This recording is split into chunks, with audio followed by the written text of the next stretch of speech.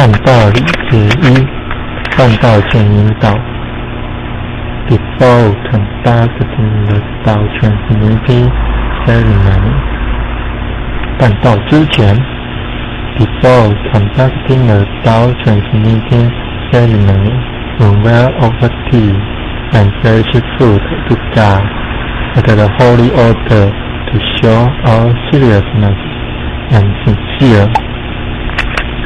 This is a very solemn traditional Chinese ceremony of the Zhou dynasty about 3,000 years ago.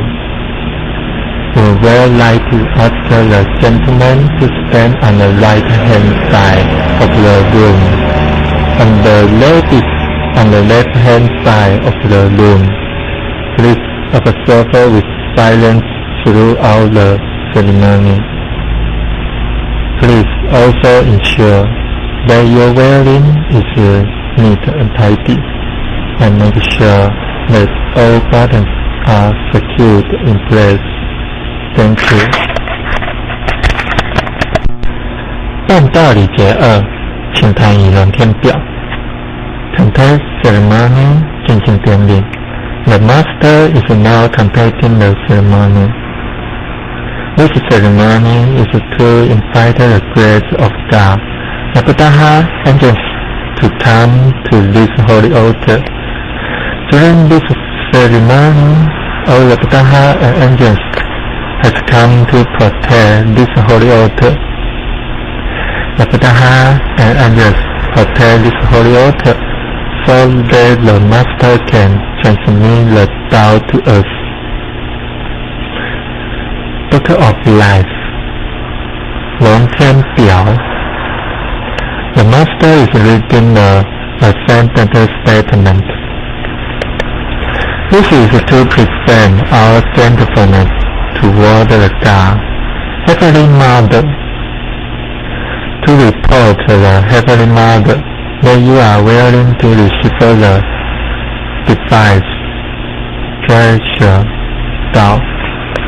When your names are reported on the Book of Life, that means your names are deleted from the hell and registered in the heaven.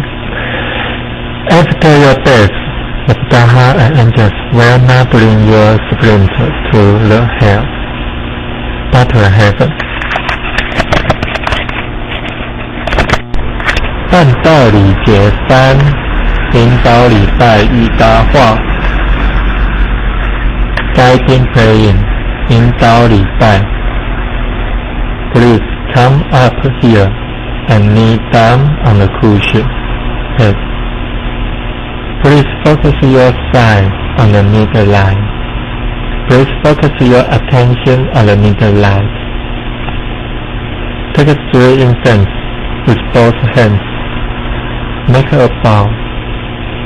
Take 1 piece of incense and put it in the center of the urn. Please use your left hand. Make another bow. Take another piece of incense and put it at the right side of the urn. Make the last piece of incense and put it at the left side of the urn. Please bend down and pray. Times. First prayer, second prayer, third prayer. 亦可用 Take 1, 2, 3, 4. Put your left hand on the top and cover your right hand, and place your both hands on your chest. When you pray, please pray like this on the cushion. Take. Please stand up. Please follow my action. Do not worry and take it easy. If you cannot follow me, please tell me, and I will do it again for you. guiding answering, 引导答话。When you hear your name, please say yes or here.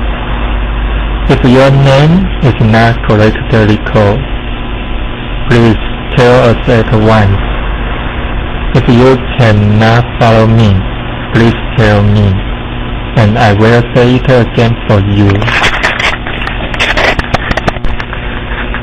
按道理解释，因导师介绍与历练。Introducer and guarantor, 引师与导师。Introducer is the person who brought us or introduced us to the knowledge of Tao. The introducer tells you that the Tao is not a purpose religious state. He does not make any money or benefit from such introduction. The guarantor is the person who owns this holy altar. The guarantor build this holy altar so that we can have the chance to receive the Tao. The guarantor is the person who make a guarantee that we have a appropriate character and virtues to receive the Tao, and that we are a good citizen of the country. Because of the effort and sincerity from the introducer, and the guarantor, one can have the chance to receive the precious Tao. Now the introducer and the guarantor are going to kneel down before the God, Heavenly Mother, to take a vow to show her sincerity. Taking vow, 立愿。With all my sincere heart, I kneel down before the Heavenly Mother, God above. Today, I am willing to declare my sincerity to introduce and to guarantee the person to receive the greater Tao and the true propagation of their nature. I declare that if this is a purpose religious sect, if I guide this person to a wrong direction, if I get any money from this introduction, if the person I introduce is not with the appropriate character and virtues, I am willing to be punished by heaven, God above.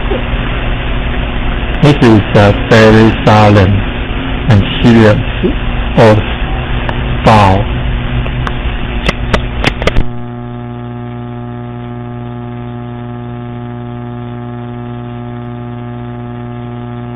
ndrovucdao.html 先天大道简介中英对照 http://www.taolibrary.com/category 6/C63006.htm Introduction to DAO 先天大道简介 Introduction to DAO 中英对照先天大道简介一和为先天大道二道与我有什么关系？三求道是求什么？四求道对我有什么好处？五具备什么条件才可以求道？六求道对我的生活有什么影响？西道的宝贵有什么印证以何为先天大道？先天大道又简称道。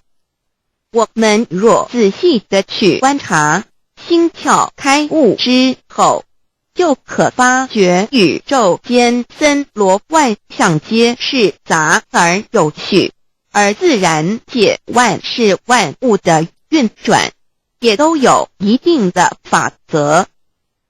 这天地人是万物的真主宰，就是道。道乃在天地生成之前即已存在，故曰先天大道。道者理也，理就是真理。在天地人万物未生以前，道即已存在，而道能生天、生地、生人、生万物万类。在天地人万物毁灭之后，道不会毁灭。道因为无去无来，不生不灭，乃代表着宇宙间亘古不变的真理。道的本体，也就是宇宙自然的本体。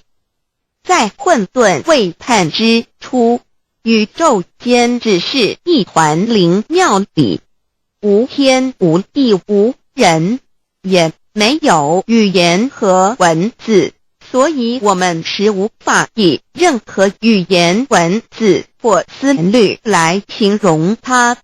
故大道无名强名曰道，我们也是勉强用到这个名词来代表它。在天地万物生成之后，道又能贯穿于宇宙万事万物之中，使一切的自然现象均能呈现和谐有条不紊的运转。这就是道的妙用。道大理为，我们虽然无时无刻离不开道的本体和妙用，却又很不容易去认识它。因此在2-3千年前，各教圣人应运出世，各化一方，针对当时天时地利及众生的根器，留下千经万典，传下诸多去恶从善的修持法门，同时也让芸芸众生认识了冥冥中宇宙万事万物均有一个真正的主宰，或称为上帝，或称为造化，或称为天主。我们称其为道或无生老，均是一名而同义。我们对道有了深一层的认识和体悟之后，就会了解天地间实无一物不是道之本体与妙用的合一。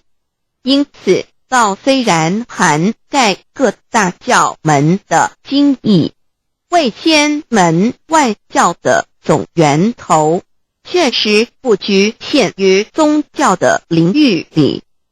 而上帝或老也不只代表着一切宗教的最高信仰中心，更是天地万事万物万类的根本源头与最高主宰，及宇宙间永恒不变的真理之道。所以我们今天有机会了解什么是先天大道，不只找到了各大教门的最高信仰中心，也找到了宇宙的根本源头与最高主宰，更能对宇宙至高无上的真理有一个初步的认识。道之真义，在先天之先不为先，在后天之后不为后，即大上有可量，即为上有可止，为道即大不可量，即为不可止。不所以大，无不包围，无不入，无所不贯，无所不通，无所不彻，贯彻了天地人万物万类，贯彻了33天外，贯彻了千经万典，贯彻了千法万法，贯彻了千教万教，贯彻了千佛万祖，贯彻了我之一身。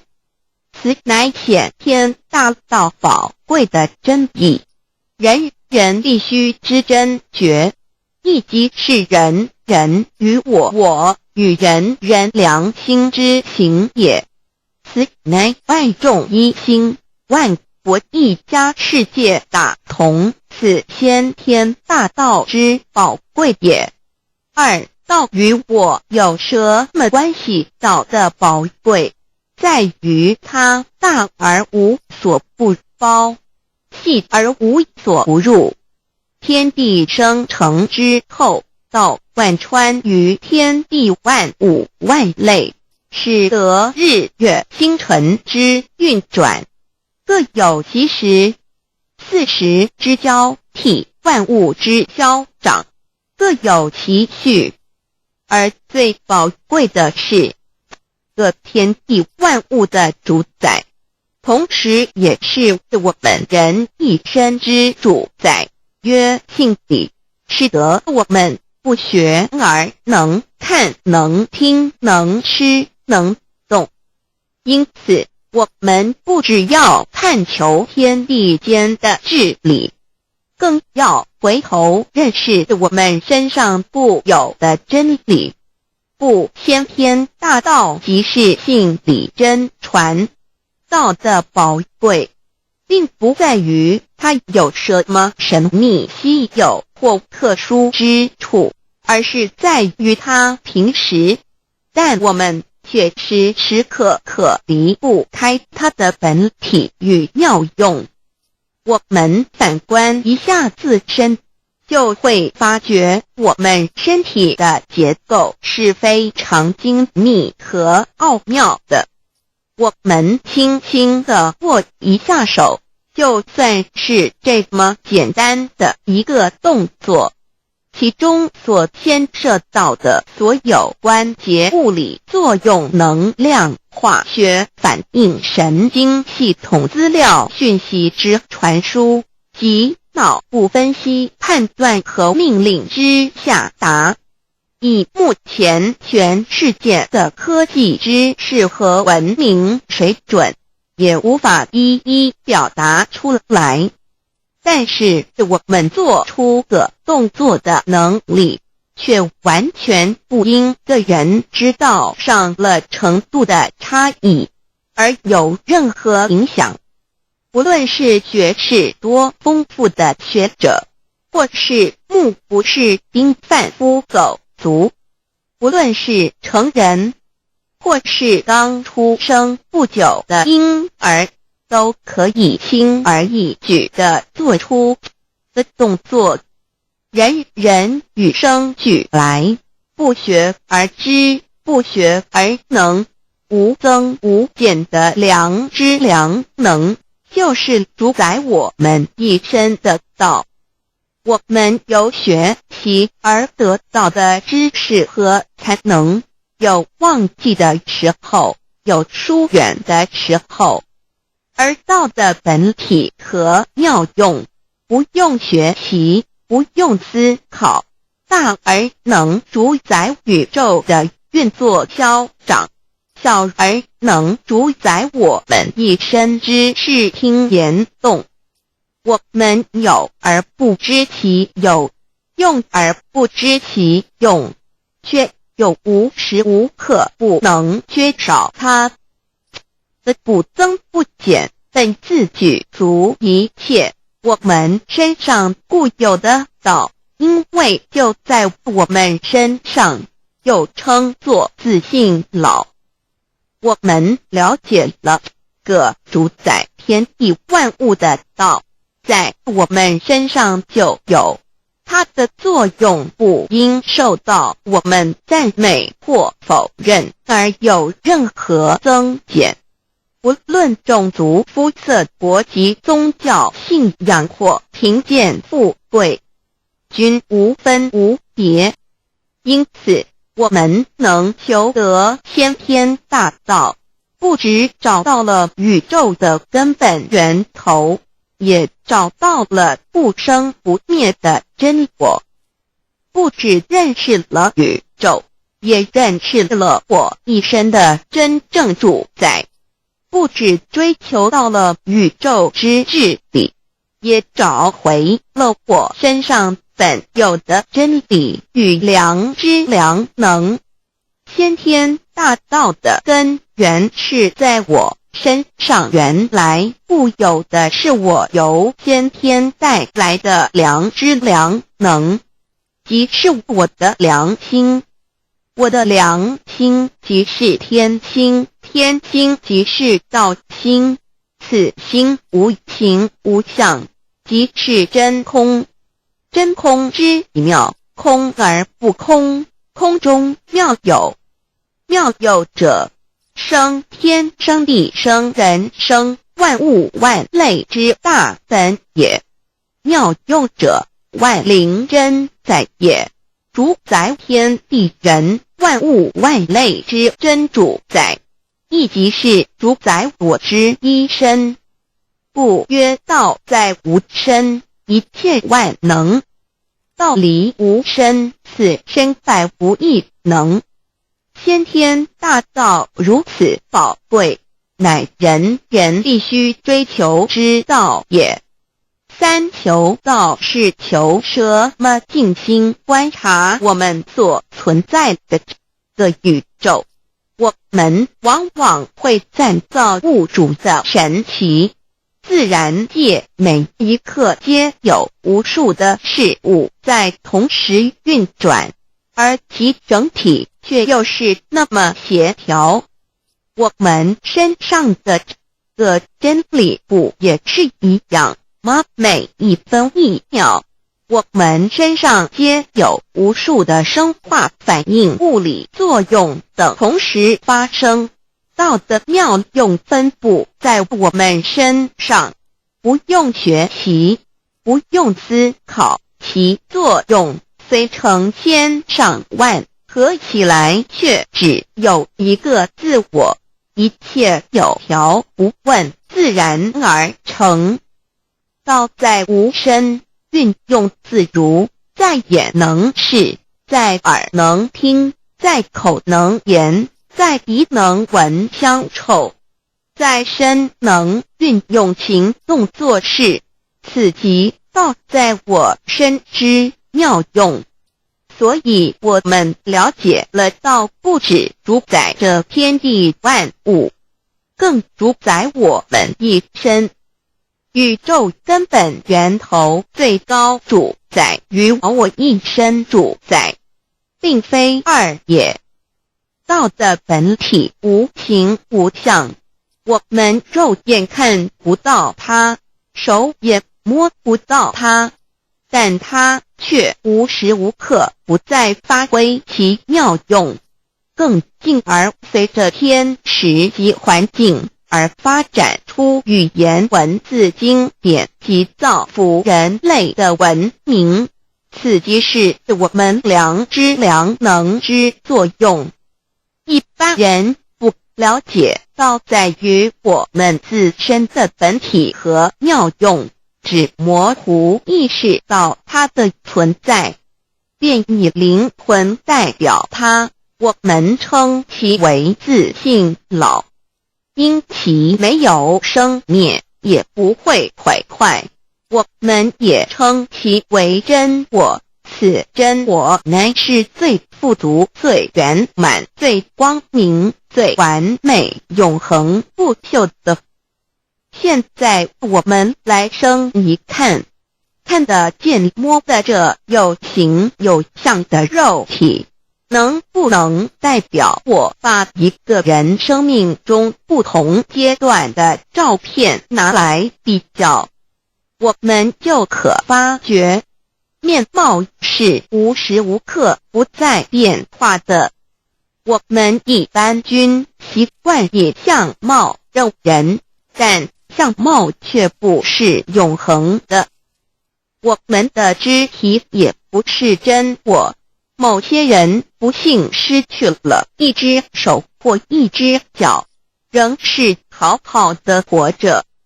我们的内脏呢？现在科学昌明，其自己能把动物的心脏成功地植入人体。我们不能因此说的人不是他自己了。就算猴的脑细胞从我们一出生就开始不断地在坏死减少和变化之，因此有形有相的肉体只是真我的一个工具而已。肉体虽然看似真实，却无时无刻不在改变之中，不拘数十年又变成一堆黄土。因它不是永恒的，我们称之为假我。对于真我和假我有所了解之后，我们也就可以了解我们为什么要求到了。如今我们非常幸运能有机会求得先天大道，求得的就是三宝。三宝简单明了，但也博大精深，其内容在求道时会详细解说。现在只简单的提出两点。首先，求道就是直接点出了真正永恒不朽的真我，也就是良心本性的发。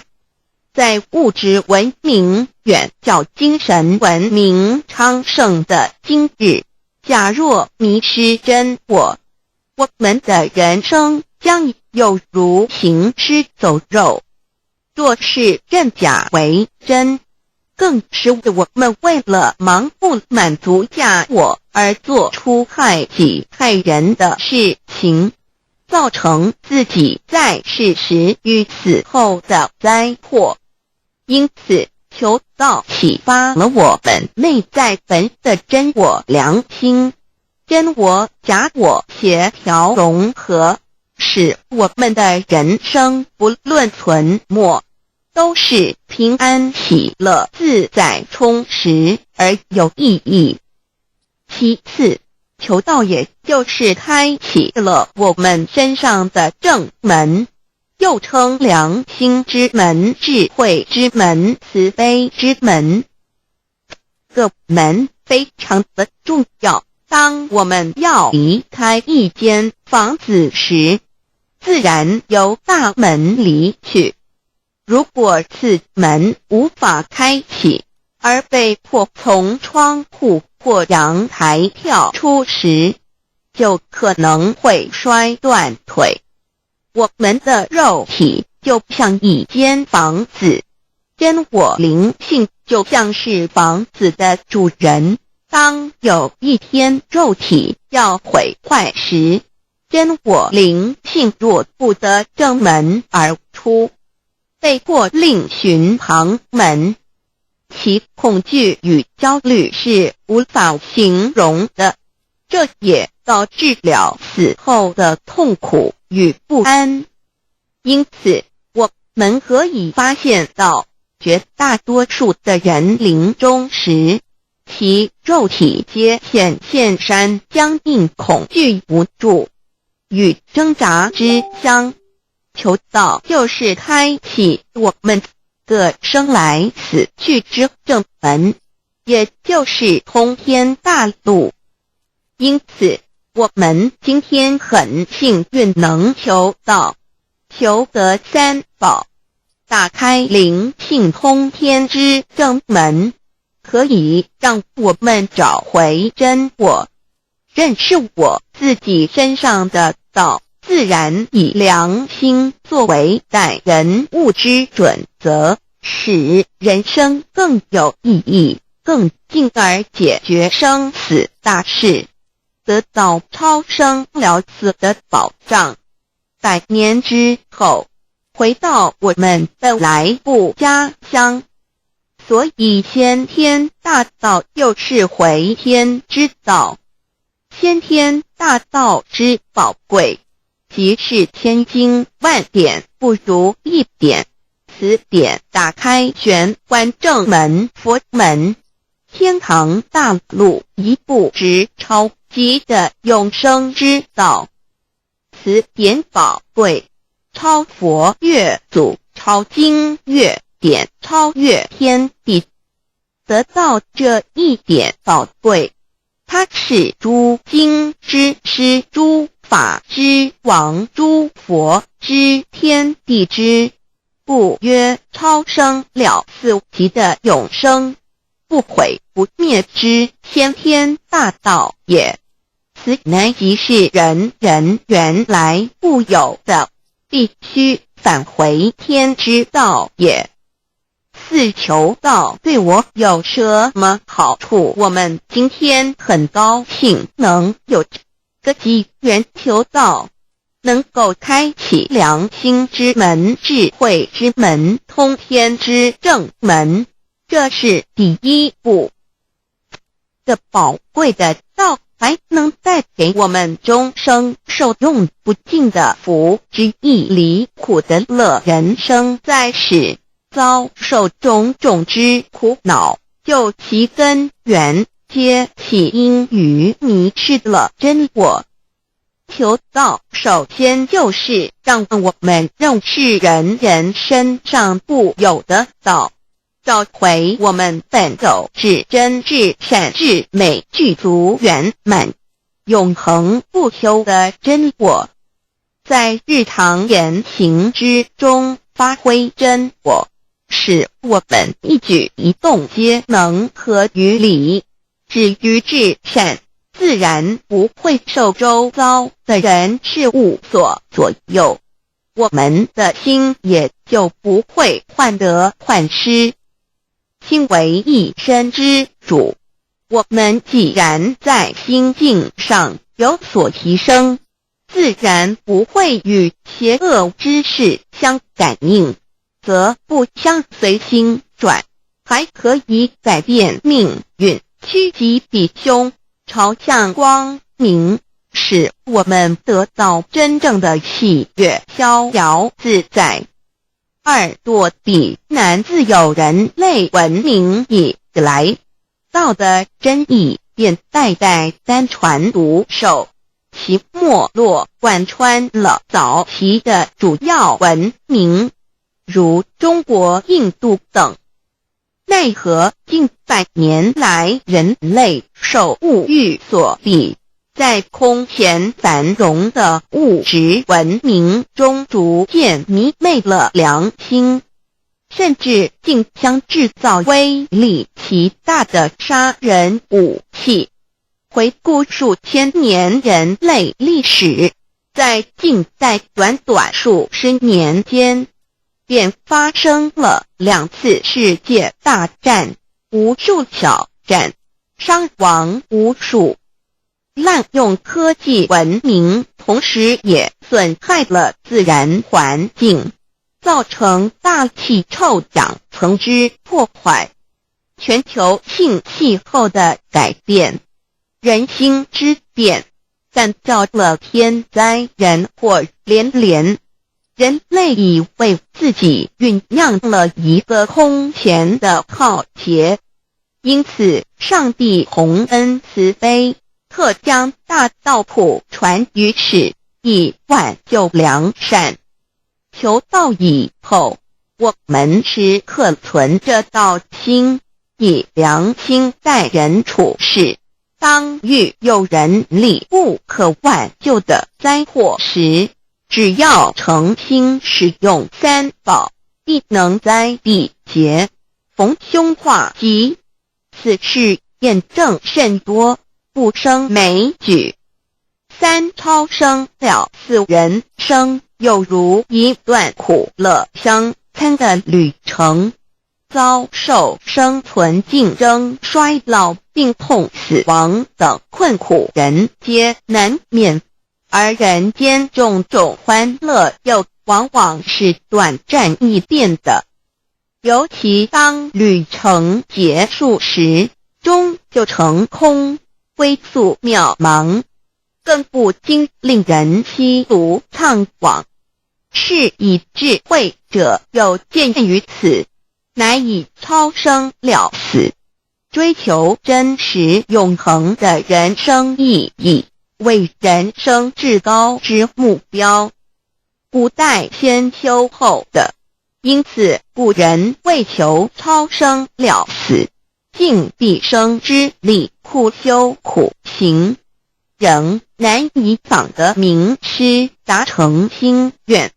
如今大道普传，先走后修，在求道过程中，天命名师一指，开启了我们通天正门，先赋予超生了死的保障。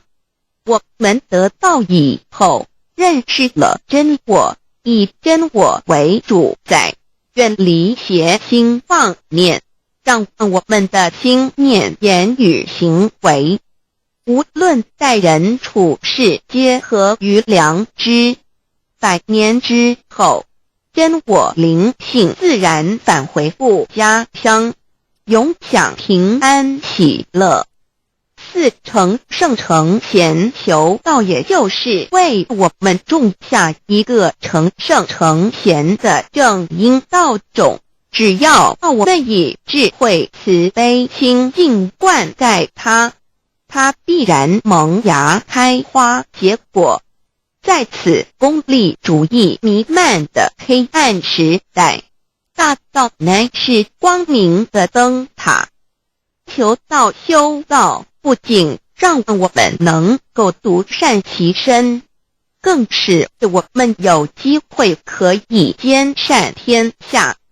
求道之后，只要我们时刻抱着道心、良心，在日常生活中真诚实践道的精神，不计个人得失荣辱，努力使周围每一个人都可得享道的好处，让道的光明照亮每一个角落，尽其一生精进不懈，则在世即成就圣贤事业，归天之后，必证圣贤果位无疑。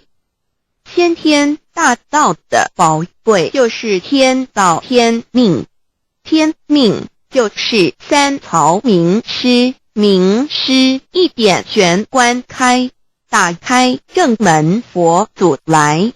天堂非在我身外，天上地下我都在，此乃先天大道的尊至贵至宝也。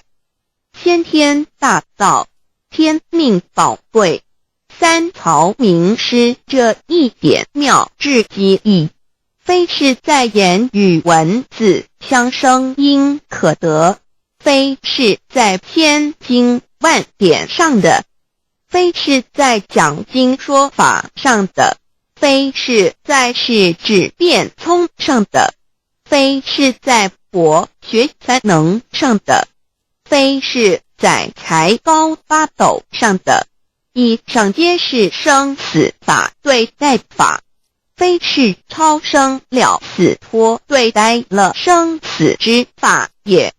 此次级的先天大道妙用妙能的宝贵，其妙极矣。此者是无师智，此智是妙智妙慧，此智此慧是我本来固有的，由先天带来的，亦即是在找回来天地人万物万类未生以前我的初心，即我良心天心道心老心也。先天大道之妙，此妙之贵，妙不容言，不学而知，不学而能，亦即是先天带来的先知先觉妙用妙能。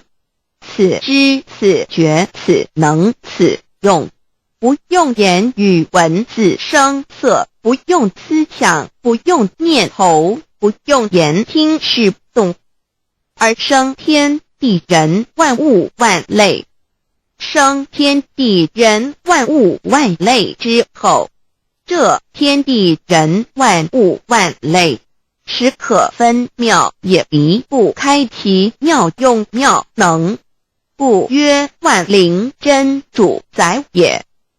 设若天离开先天大道之妙用妙能，则河汉星斗乱序，日月无光，亦不能轮转，则阴阳二气不能流通，万物万类世界的众生，人人皆不得其生存。设若大地离开先天大道之妙用妙能，这金木水火土不能相配，则现象丛生，山崩地裂，海水枯干，亦使万物万类世界的众生人人不能得其生存。设若人离开先天大道之妙用妙能，则寸步难行，眼不能看，耳不能听，口不能言，总之全身不能动作。100日之后，成了一堆臭骨臭泥土。此乃先天大道妙用妙能的宝贵，妙至极矣。设若觉悟认识先天大道之妙用妙能的支持而实行，即是天人合一，天人一体治理，绝言妙不容言，不是死后成佛，当体即佛矣。故曰如来佛，如是佛也。此乃的先天大道修先天大道之好处。勿具备什么条件才可以求道？求道既然能够带给我们终生受用不尽的好处，我们今日能有机会求道，会不会显得太容易了？事实上，我们能得闻先天大道，首先要感谢上帝的恩慈，将自古不倾泻的大道普传于世，使我们有机会得此天之道。另一方面，我们本身也必须具备足够的条件，祖上有德，根基深厚，佛缘成熟，才能够顺利求道。此外，我们必须向宇宙至高无上的造物主上帝发一个良心愿，此愿可归纳为3个要点：一得道以后，愿以明具并实践道的精神，也就是日常生活所思所言所行，皆愿以良心作为依归。2得道以后，愿以能力所及，助周围需要我们帮助的人，愿意多了解道的意义，并让更多的人蒙受天道的福祉。3得道以后，绝不将求得的3宝告知任何人。3宝必须在庄严的求道过程中，天命名师传授给我们，才有真实意义。若由我们泄露给其他人，则不但毫无意义，毫无效果，我们自己也违反了天律的良心愿，合乎人人本具天赋的良知良能，所以我们人人都能够做到。真诚实践良心愿，也必须滋润我们求道时种下的智慧、慈悲、清净之正因道种，使它顺利萌芽开花结果，才不至虚度这千载难逢的求道修道良辰。值得一提的是，我们能顺利求道，原因之一即是沾了祖德的光，是故上天开恩，只要我们修道有恒，则我们的祖先也有机会可以求道超生得救。我们的子孙亦的印地，对父母祖先尽大孝，这是最好的机会。只要具备以上条件，则无论任何国界、种族、宗教信仰的人都可以求道。欲求得先天大道，脱出轮回之苦、地狱之灾，世间的穷通受忧、鳏寡孤独、生老病死苦，而返天堂永享天伦之乐者，必须我有得遇6万年良辰佳期的幸运。我本人心地善良，我有先天根基深厚，也就是我本人前世做的功德善事很多，此即天缘。我本人祖先有功德，做善事，此即祖上有德。我牧人遇到引导师度我得道，此佛缘已至。也就是前生我们一同做过功德善事，或一同有修过宗教，今生遇天道降世，一同得道修道，此乃佛缘已至。6求道对我的生活有什么影响？现今正值上天恩开，先天大道普传，拯救良善之时，故普传方式皆以方便善巧，与众生契机为原则，因此求道不会对我们正常的生活造成任何负面影响。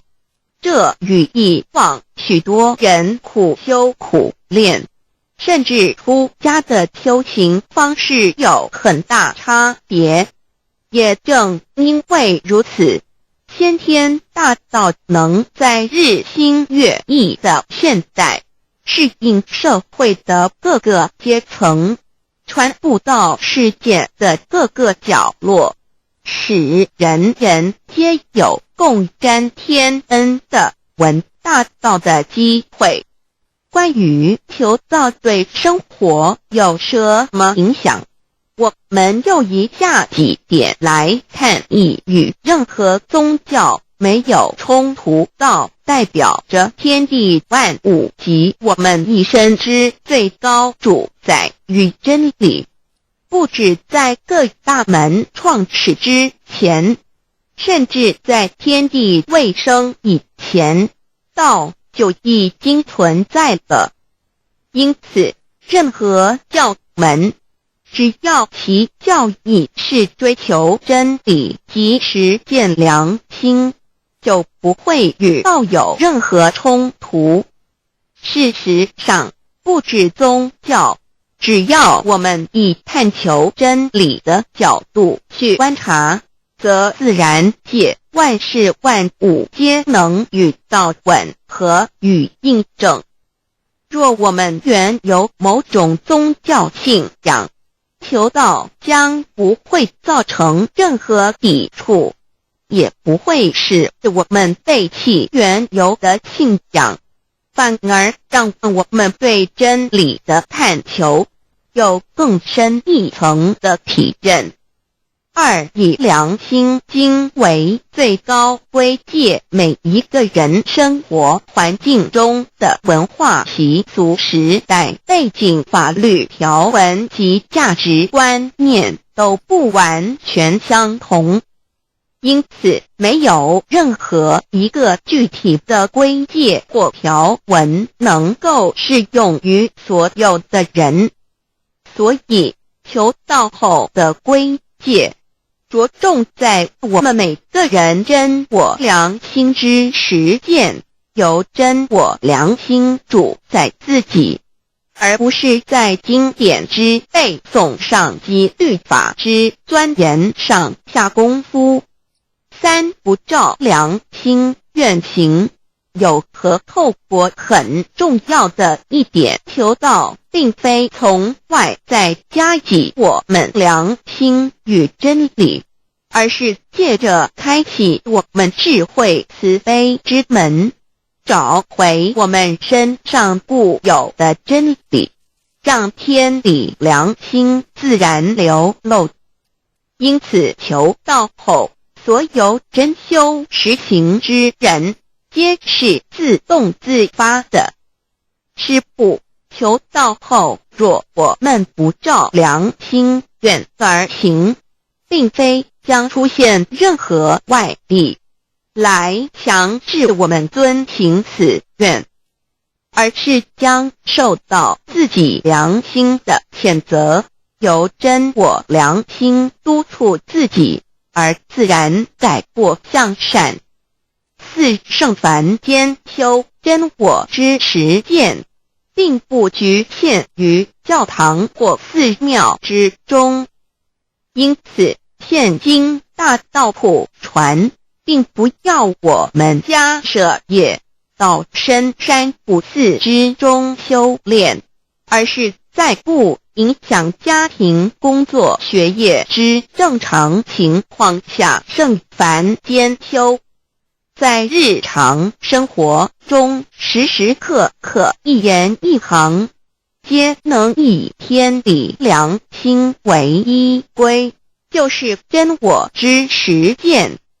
务由提升自己而兼善天下，求道后会使我们生活更充实，心灵更和谐。而更重要的是，我们每一个人尽一己之力，且自身之提升，影响周遭之人事物，继而汇成一股力量，在这举世天理良心日趋沦丧之潮流中，匡正人心，力挽狂澜。如此必能早日实现先天大道普传之宗旨，即弥勒佛的原慈大愿，化污浊的人间为人间净土，化纷乱的世界为世间天国。七道的宝贵有什么印证道是宇宙的至高真理？它的作用贯穿了天地万物万类，更是我们一生之最高主宰。真正了解了这一点，我们就会体认到，道是随时随处可以被印证的。许多贤贤得道之后，发出了大诚心、大信心、大智慧，真修真行，皆能参悟到，不只在各教经典之中可以印证到，其实在任何时间空间、万事万物我们之一身，甚至一草一木，皆离不开道的本体和妙用。体认至此，自然能发出永不退转之道心。而尚未求道或刚求道者，则需借助于一些具有形象、看得到、感受得到的印证，以奠定初步的信心。依任何人，只要有求道，经过身但天命之名师点开玄关正门，传授三宝者，无论其功德高深为末，死后皆是身软如棉，面色如生，灵性由正门归天，东不品湿，下不腐臭，甚有多至数日不变，一腔满志者。目前的科技文明和医学知识还未进步到足以解释这种现象，但却无法否认个事实的存在。这种现象虽曾出现在某些宗教中，但极其罕见而珍贵，而求道之人除信道不笃于反道拜德者，不敢定论外，其余则比比皆是。肉身既显似瑞香，足可证其灵性已登善境，当无疑问。二人虽不为万物之灵，其实是很脆弱的。自从生在这个世界上，就难免天灾人祸的威胁，甚多以求道者，在遇到人力不可挽救之危急情况下，诚心使用三宝，皆能大事化小，小事化无。这种例证多得不可胜数，无法在此一一例举。以上两点虽然极为宝贵，但却是任何人只要一求道，借着上帝的天命宝贵，立刻就可以得到的保障。此后就随个人的诚心智慧及对真理之实践，而有或深或浅不同的体验了。如人饮水，冷暖自知。希望各位具有善根，有机会能得闻大道的先生女士，皆能入宝山而满载而归，皆能求道而同真善境。Introduction to DAY. What is DAYI? DAO and MEII. What it is in DAOID. What do I get in RECID and in DAOB? What do we need to receive DAOBI? What impact does receiving DAO have on MEDII? What can attest the validity of DAOI? What is DAO? Observing the cosmos and all the living beings consciously, among all the earthly activities and phenomena, we will find the existence of the laws of nature. There is a supernatural origin which guides all the operations happening across the galaxy, the earth, and the human beings. We call this source Tao. Tao existed before primordial time, and even before the universe was merged. It is the origin of the world, and it thereafter nurtures all the creatures and beings. Since it is unchangeable and does not evolve with time, it is the ultimate truth. It is what all saints and sages throughout human history had been searching for. The essence of Tao is the foundation of nature. The law or the power that existed before the universe was formed is beyond description, because there were no civilizations nor creatures, let alone languages. Since it cannot be applied any name, we simply call it Tao. After the world was merged, along with the mutations of the universe, we see the harmonious actions as exhibited in seasonal changes, rhythms of time and tide, and the balance of the ecosystem. We also find some conformity of human nature across various cultures.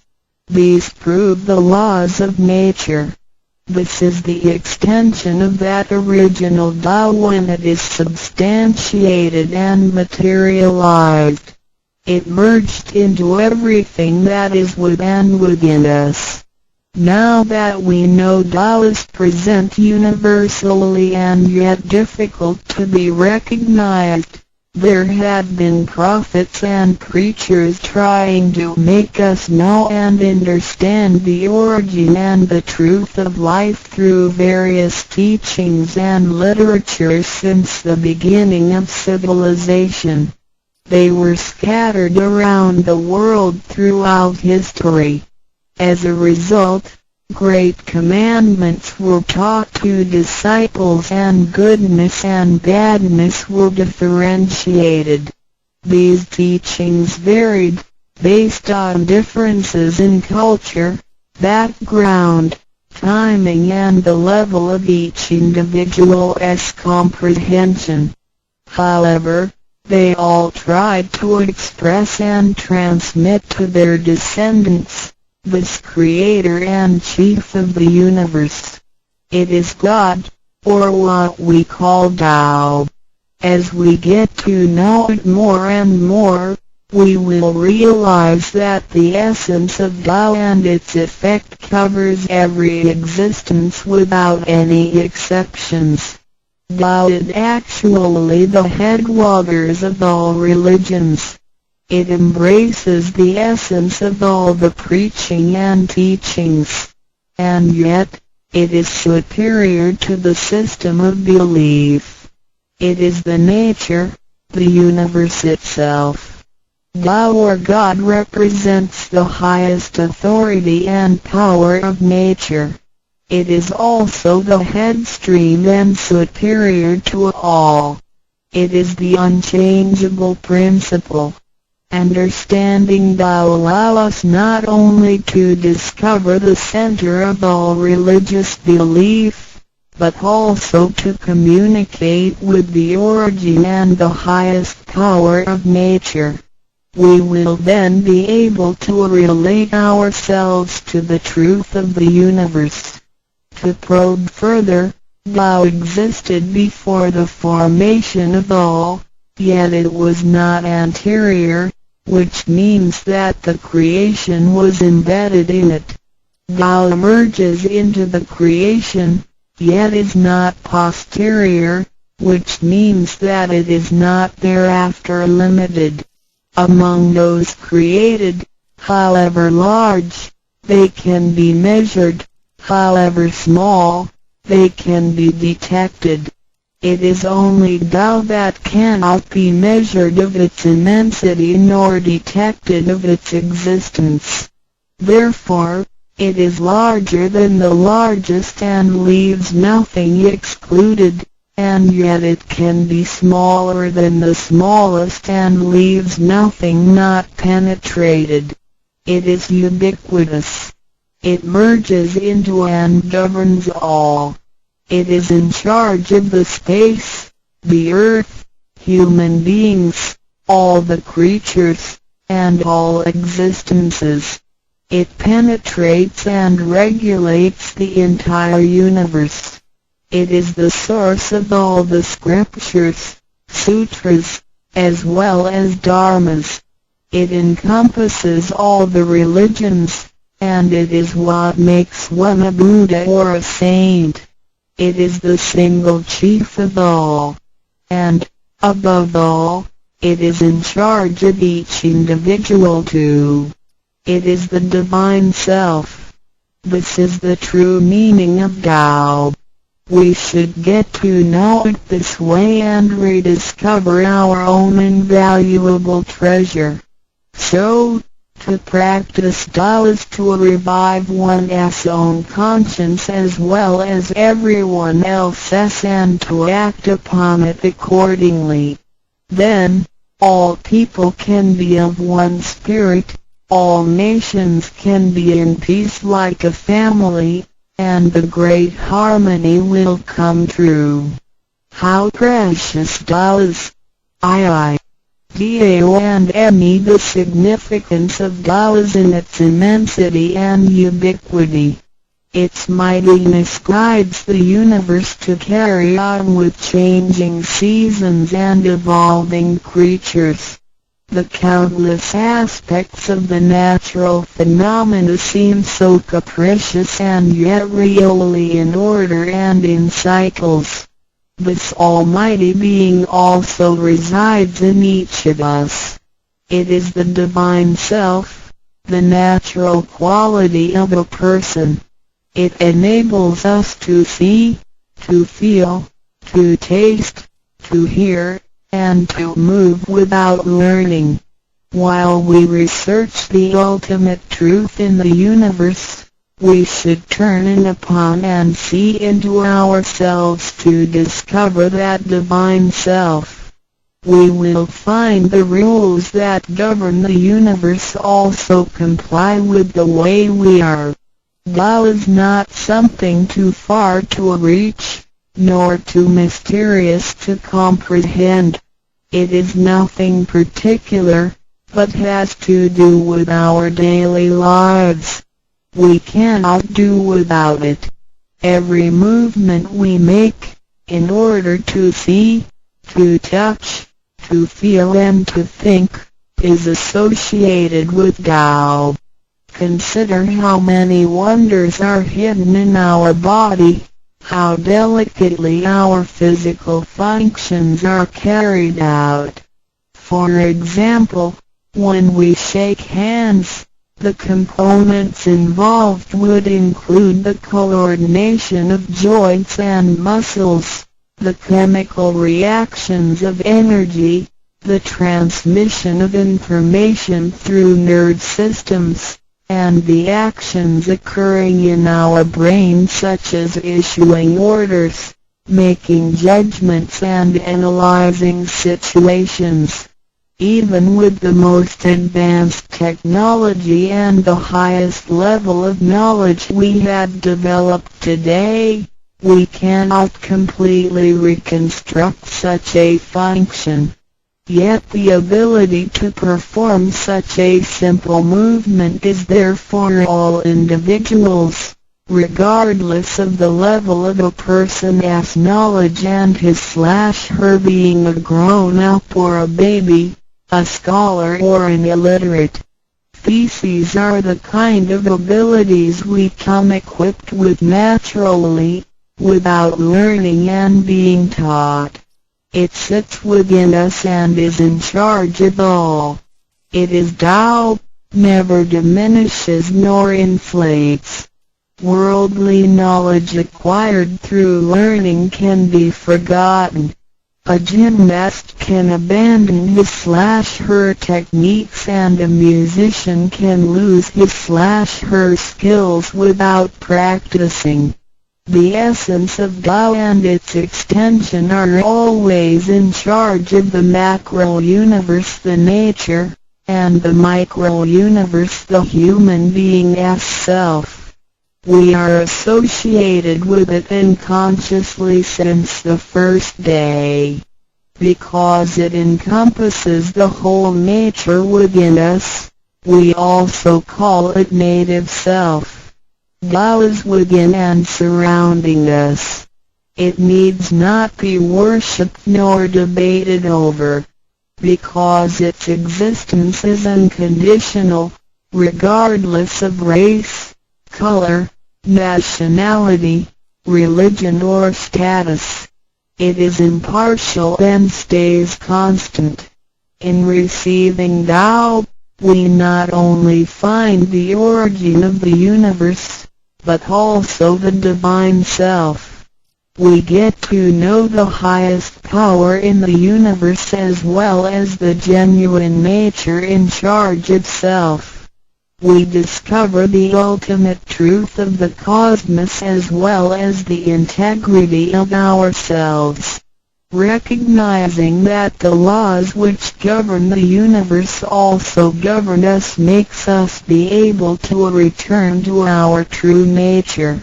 To probe further, the most essential concept in Tao is that we all possess it intrinsically. It is the wisdom and ability we were born with without learning or practicing. It is one's conscience, which is like the Spirit of God, the divine and immortal nature. It is invisible and intangible. For this reason, we call it genuine emptiness, which means that to be really empty, it goes beyond emptiness and can therefore have marvelous existence in it. Marvelous existence is the foundation for the sky, the earth, human beings, all the creatures, and all existences. With omnipotence, Tao is called Great Lord of all beings. This almighty being is not only in charge of the entire universe, but also in charge of oneself. So the proverb is, Tao is within self, which is the drive of all one's abilities. A physical body without Tao is useless. This is the treasure that we should all realize and fully explore.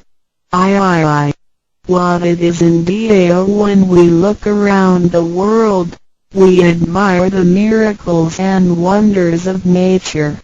Countless things change and move simultaneously every second, and yet in order and in harmony. So do our bodies. Countless biochemical reactions and physical functions occur concurrently within our bodies. Without learning and thinking that comes subjectively, the thousands of activities that happen within us are the extension and action of Tao. And altogether, it is one single self. It functions naturally and automatically without the need for our intents to be involved. This is the effect of Tao within us. Tao is not only in control of the universe and nature, but also in charge of every human being in his/her own actions. In other words, it is the same source that governs us as well as everything else. Tao is invisible and intangible, but it has been working out its magic before day one. Thereafter, languages, cultures, religious scriptures, literature, and civilization were developed. They all originate from Tao functioning within us. People don't realize it is Tao that has been residing and working within us and have used soul to represent the confusing and yet irrefutable being. Because it is eternal and intangible, we also call it true self. This true self is the most abundant, brilliant, and imperishable being. Let us take a look at our tangible body and see if it can be the true self. We know the pictures taken throughout one's life show different faces and expressions. We recognize people by face, but our looks change and are not permanent. The handicapped, with impaired arms or legs, can also lead a complete life. One with a transplanted animal heart is still a human being. Even our brain cells keep decreasing and changing every second from the moment we were born. Therefore, the physical body is only the interim residence of the true self. Though it seems so real, solid and alive, it turns into dirt eventually. We call it false self because of its tentative and transient nature. By recognizing the difference between the true self and the false self, we understand the reason and importance for us to receive Tao.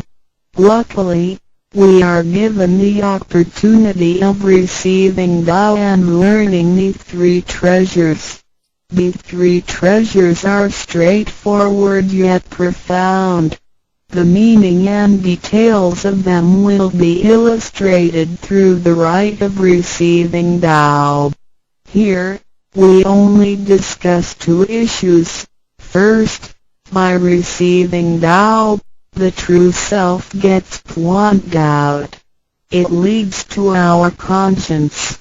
Upon the time when material pursuance surpasses spiritual seeking, giving up the true self only makes us a walking corpse.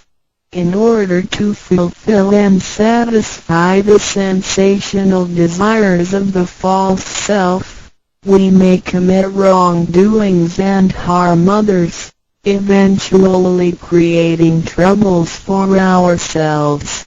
Our inner conscience is identified and enlightened by receiving Tao. Thus, the body gets to work with the spirit in a mutually beneficial and harmonious way, making our lives joyful and meaningful. Second, by receiving Tao, the front door or main gate of our bodies gets opened. It leads us to conscience, mercy and wisdom. When we leave a house, we leave through the front door. If the front door is locked, we may have to leave through the back door, or even by breaking the window or jumping off the balcony. We may fall and get hurt by doing so. Our body is like a house, and our soul is the master who lives in the house. One day, when the body is aged and depleted and the soul has to leave, we can imagine its horror if it cannot leave through the correct exit. This is the pain and discomfort human beings experience at the coming of death and after death. As we know, for most people, when they are dying, their body shows stiffness, and signs of helplessness and confusion. After we receive Tao, the door of life and death will be opened. Being able to receive Tao and the three treasures while having the door to heaven opened, we had the opportunity to recognize the true self and the Tao that dwells within us. We are going to treat people and the world with conscience and make our lives more meaningful. We can transcend life and death. Within 100 years, we will be able to return to where we came from. Therefore, the heavenly Tao is also the way to return back to heaven. To probe further, the enlightenment of Tao is superior to studying thousands of sutras. This is the value of Tao. The enlightenment of Tao opens the main gate, the front door, which is the entrance to heaven. It gives us the guarantee to be exempted from rebirth cycles and to reach eternity. The superiority of this enlightenment lies in that it surpasses Buddhas and saints, it exceeds the scope of sutras and dharmas, and it transcends the universe. Tao is therefore source of all sutras, king of all dharmas, mother of all Buddhas, and creator of the universe. Transcendence of rebirth cycles leads to eternity. Being imperishable, Tao never deteriorates, and we had never lost it at all. Hence Tao is the direct way back to heaven. What do I get in RECI beginning DAO? As mentioned earlier, by receiving Tao, we act upon our conscience, gain more wisdom, and find the door to heaven. In addition to these basics, we also benefit from the following for our lifetime. a being away from sufferings and closer to happiness. The troubles and worries we face in our daily lives mostly result from our disregard of the true self. Receiving Tao helps us to recognize the Tao that has been dwelling in us and to restore the beauty of the true self, so that our behavior and mind is free from being controlled by the earthly pleasures and being swayed by the losses and gains of the material world. Since our minds are cultivated spiritually, devils would not approach and get close to us. Thus, our fortune can be altered from bad to bright, and we can obtain real joy. Being away from disaster and calamities. Tao has been passed on through generations to one single master since the beginning of human history. The thread of its passage weaves through ancient civilizations, including China and India. However, in recent centuries, human beings had been trapped by materialism and a weaker sense of right and wrong. Wars prompted the development of powerful lethal weapons. In reviewing the thousands of years of human history, we realize, in just less than 100 years, there had been 2 major world wars, which caused numerous killings and tragedies. The abuse of science and technology has also destroyed the ecology, causing damage to the ozonosphere and the unbalance of the climate. The corruption of human beings' minds has called the natural disasters to come. The human has created calamity. God, with His mercy, makes Tao available to everybody in order to save good people. After we receive Tao, with the true meaning of Tao in mind, we will be conscientious. We can use the 3 treasures whenever something dangerous and uncontrollable happens to us. We will be able to get away from bad encounters. This is a confessed fact.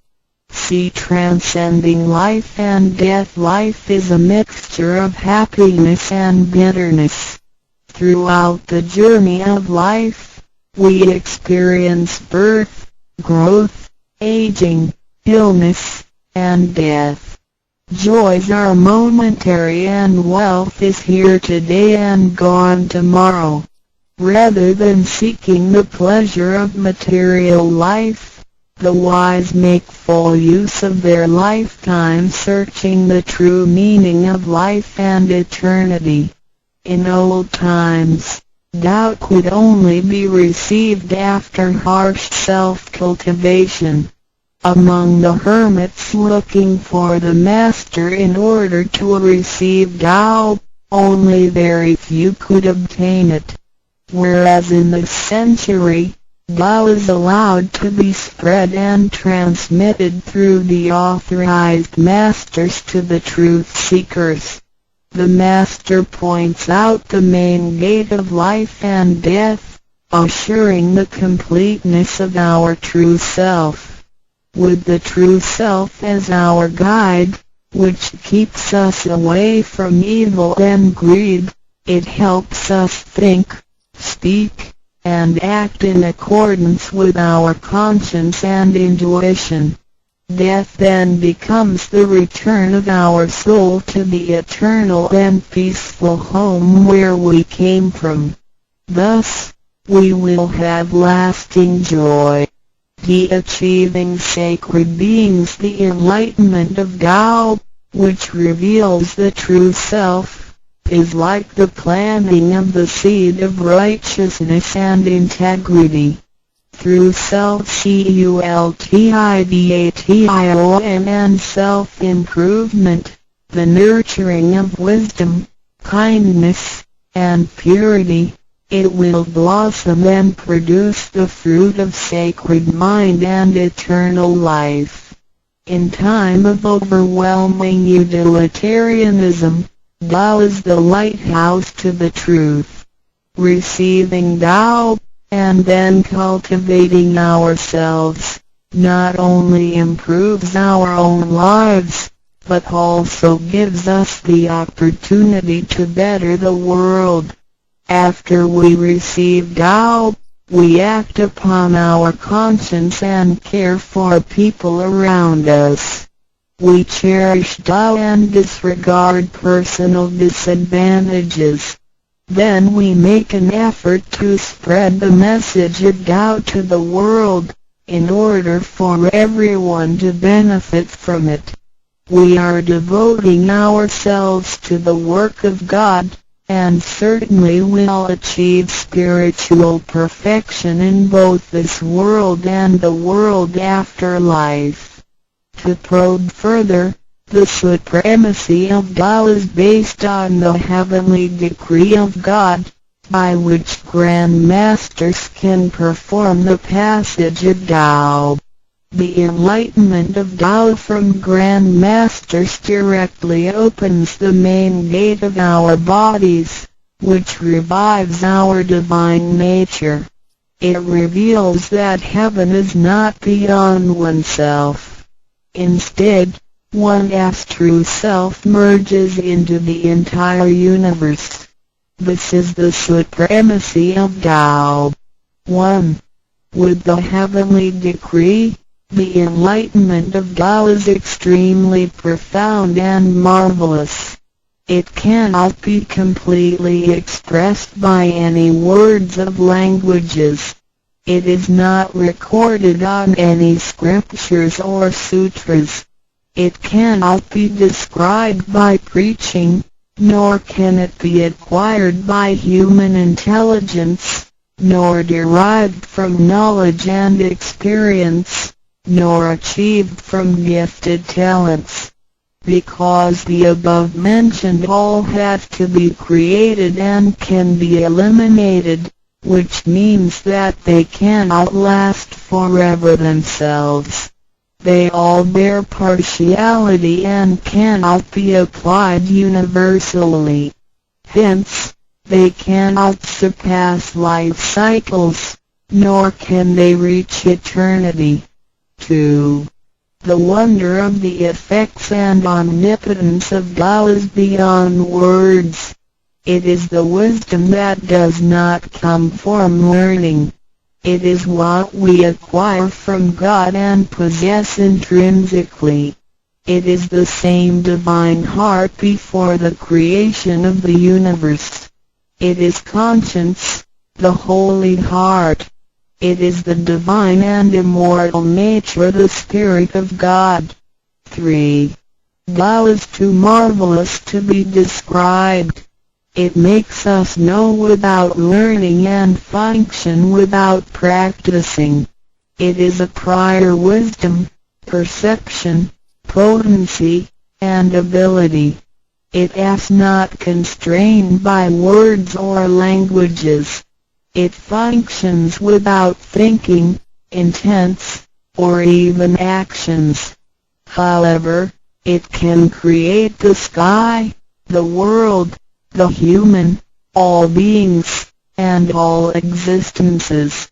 All these, after being created, still cannot carry on without Tao even for one moment. Tao is therefore called Great Lord of all beings. 4. Without Tao, the stars and planets in the sky wouldn't have been in order. The sun and the moon couldn't have illuminated or revolved properly. Then the yin-yang energies wouldn't have circulated, and, as a result, this world wouldn't have been suitable for all of us to live in. 5. Without Tao, the 5 primary elements of the earth, metal, wood, water, fire, and soil wouldn't he had been balanced and complemented one another, which could have put the entire world in chaos. Mountains would have collapsed, lands would have cracked, and oceans would have dried up. Likewise, this world wouldn't he had been an environment for us to live in. 6. Without Tao, we, human beings, wouldn't he had been able to walk, to see, to hear, to speak, or to move. Our physical bodies would deteriorate quickly into a pile of soil in 100 days. 7. If one really comprehends the effects and omnipotence of Tao, and can practice accordingly and persistently, one can communicate with and be united with God. This is the absolute truth. It is a glory and marvel beyond description. Therefore, it not after death that one becomes a Buddha. It is when one is still alive that one achieves being a Buddha. And to be a Buddha is to revive and hold on to one's divine and original nature. This is what we benefit from attaining and practicing Tao. What do we need to receive Tao? We have discussed the many benefits we obtain after receiving Tao. Some would wonder why there is so much given to us.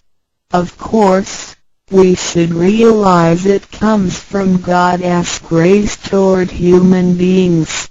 This allows Tao to be spread around the world, especially at the approaching of the worldwide calamity. People with merit and conscientious mind will have the opportunity of learning about Tao and the way back to heaven. It always holds true that people who had the fortune of receiving Tao are derived from the tree of righteous ancestors. In addition, during the passage of Tao, it is required that we make promises to God that, after we receive Tao, we will keep in mind the true meaning of Tao and put it into action in our daily life. What we speak and what we do will all be based on our conscience. After we receive Tao, we offer help to those in need of it, and do our best to indicate Tao to more people so that they can all benefit from the grace of God. After we attain these 3 treasures, we promise not to tell them to any other person. The 3 treasures can only be transmitted through authorized masters in front of God. If we reveal them to any person, they become invalid to the person, and we also defy the heavenly decree. All the promises required are reasonable and achievable. It goes with our nature. If we practice and keep the promises, we will be able to become a wiser and a better person. We will become merciful, and nurture the good seed of Tao planted in our mind. One last thing to mention is that one of the reasons we are able to receive Tao is due to the good deeds of our ancestors. Therefore, as we persistently practice Tao, our ancestors will also benefit from it, and so will our descendants. As long as you are prepared for the above mentioned, you are qualified to receive Tao, no matter what nationality, race, or religion you belong to. Notes: in order to be exempted from the rebirth cycles, to avoid the ordeal of hell, to alleviate the suffering and misfortunes in our lives, and to be able to return back to heaven after death and enjoy permanent happiness, we have to receive Tao.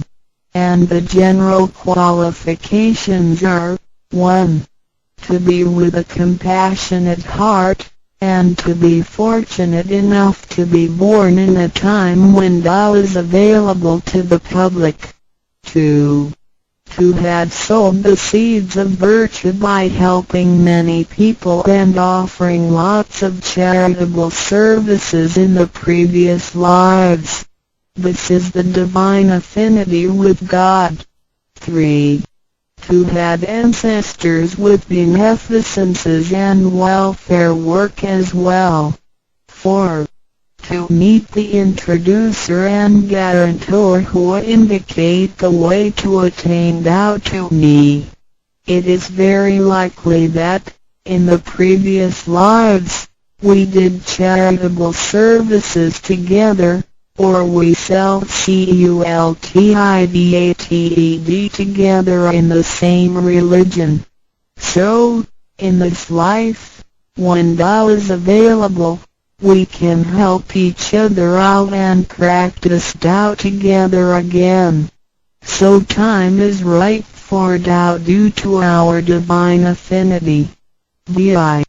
What impact does receiving Tao have on me? As we mentioned before, and like the old days when hermits had to leave their families to receive Tao through meditation and self-cultivation, Tao, at the present time, can be received in a way that is applicable and conforming to our practical needs. We don't have to give up our lifestyle in order to attain Tao. By the grace of God, Tao is intended to be delivered to the public at all levels of occupations and around the world, rather than being limited to a privileged group of people. The impacts that receiving Tao can have on our daily life are summarized as the following. A. Receiving Tao creates no conflicts with any religions. Tao governs the universe including all human beings. It existed before the formation of any religions. It is concordant with all religions, in the sense that religions preach the awareness of conscience and the pursuit of the truth. We don't need to give up our religion in order to receive Tao. On the contrary, by receiving Tao, we will have further understanding of the truth. The conscience becomes our ultimate guidance due to the variations of cultures, customs, backgrounds, legislation, and value systems. It is difficult to find a universal guideline for all of us to follow in our daily life.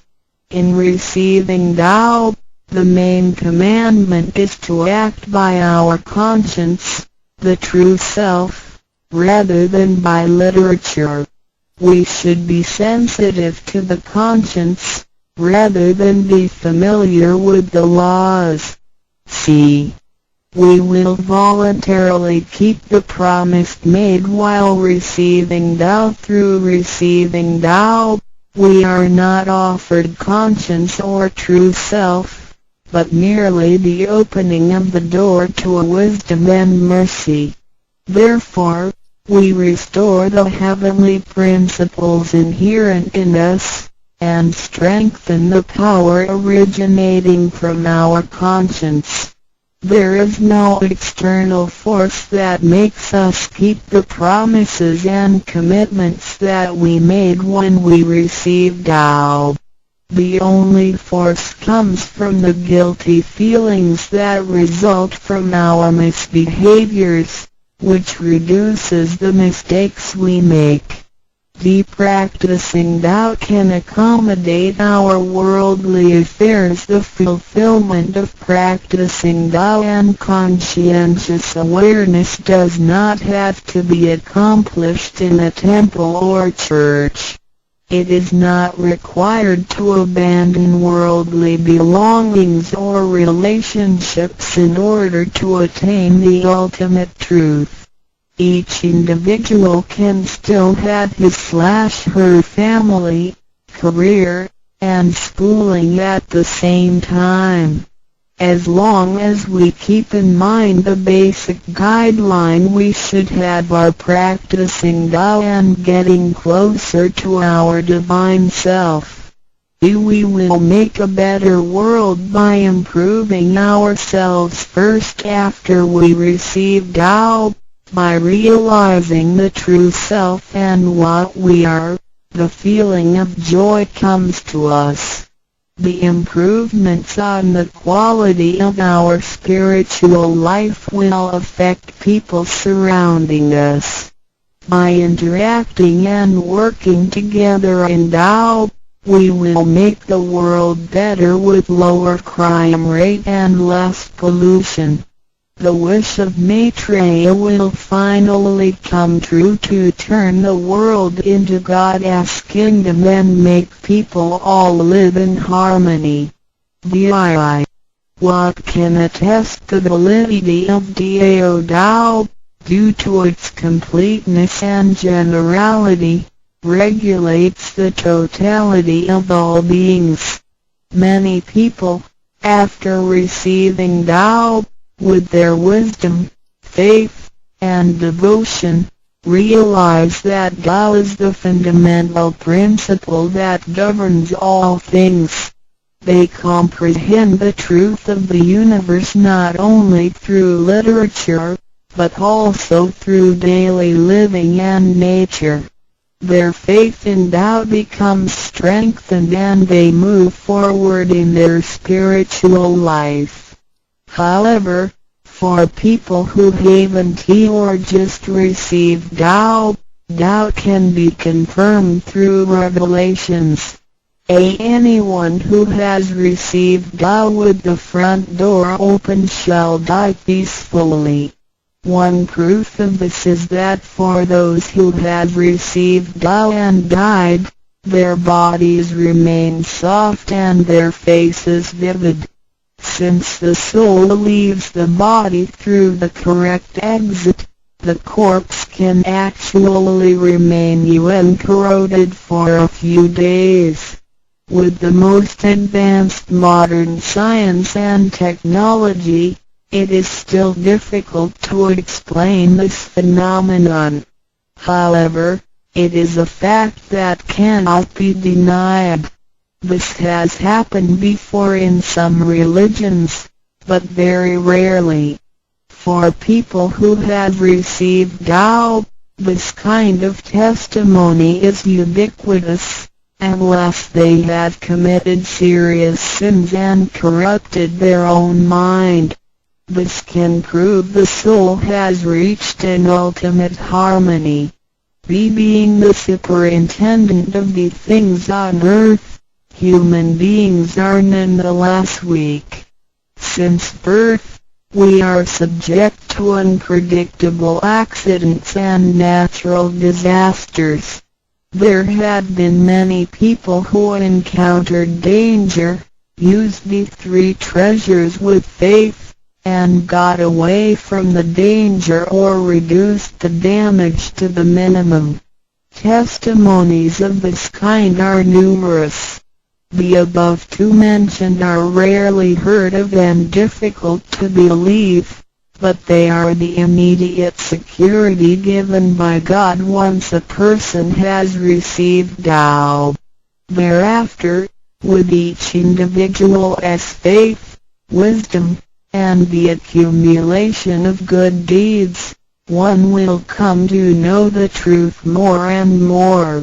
It is up to you to experience the value of this treasure.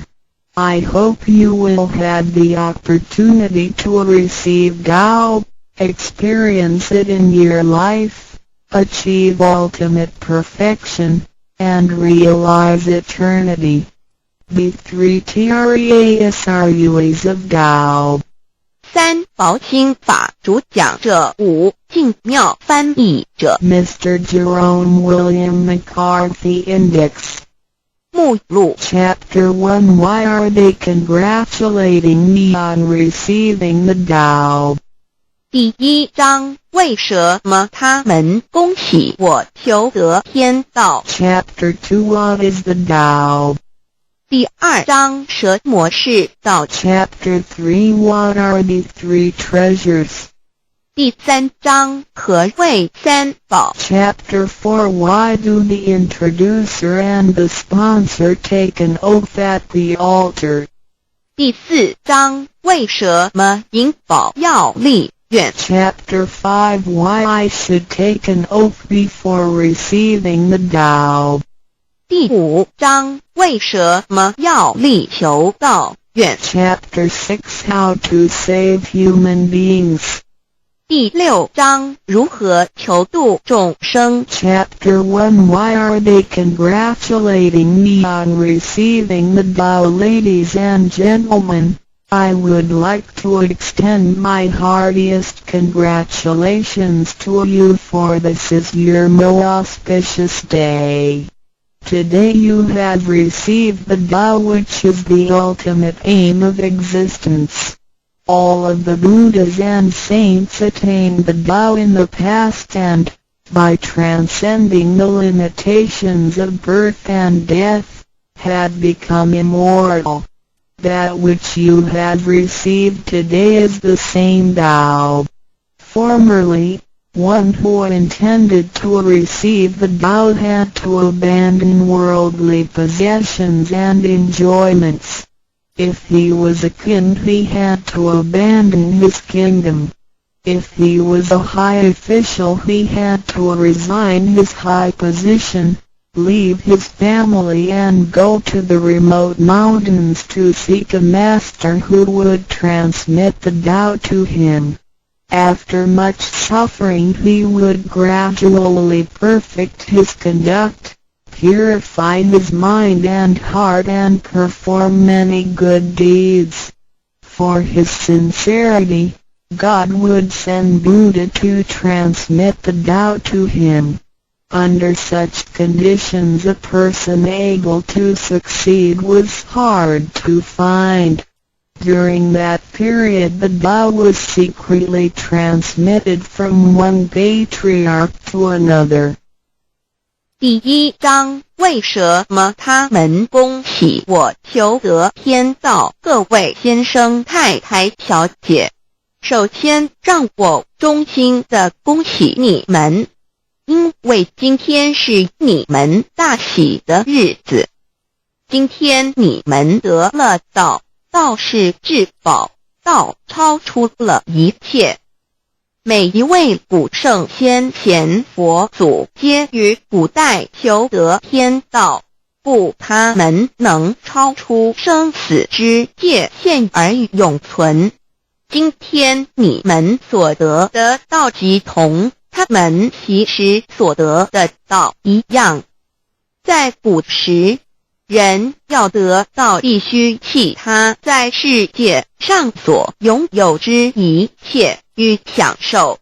假如他是一位皇帝，也必须弃他的江山；假如他是一位大，他必须舍弃他的爵，离开家人，入深山寻访能够指点他途径，传授大道给他的名师。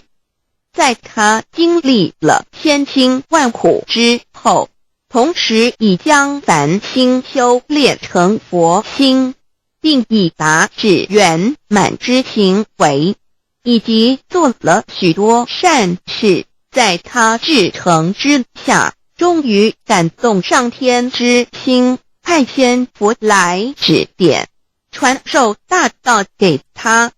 在如此之情况下，成功者非常稀少。在那时道是由一代祖师秘传给下一代祖师。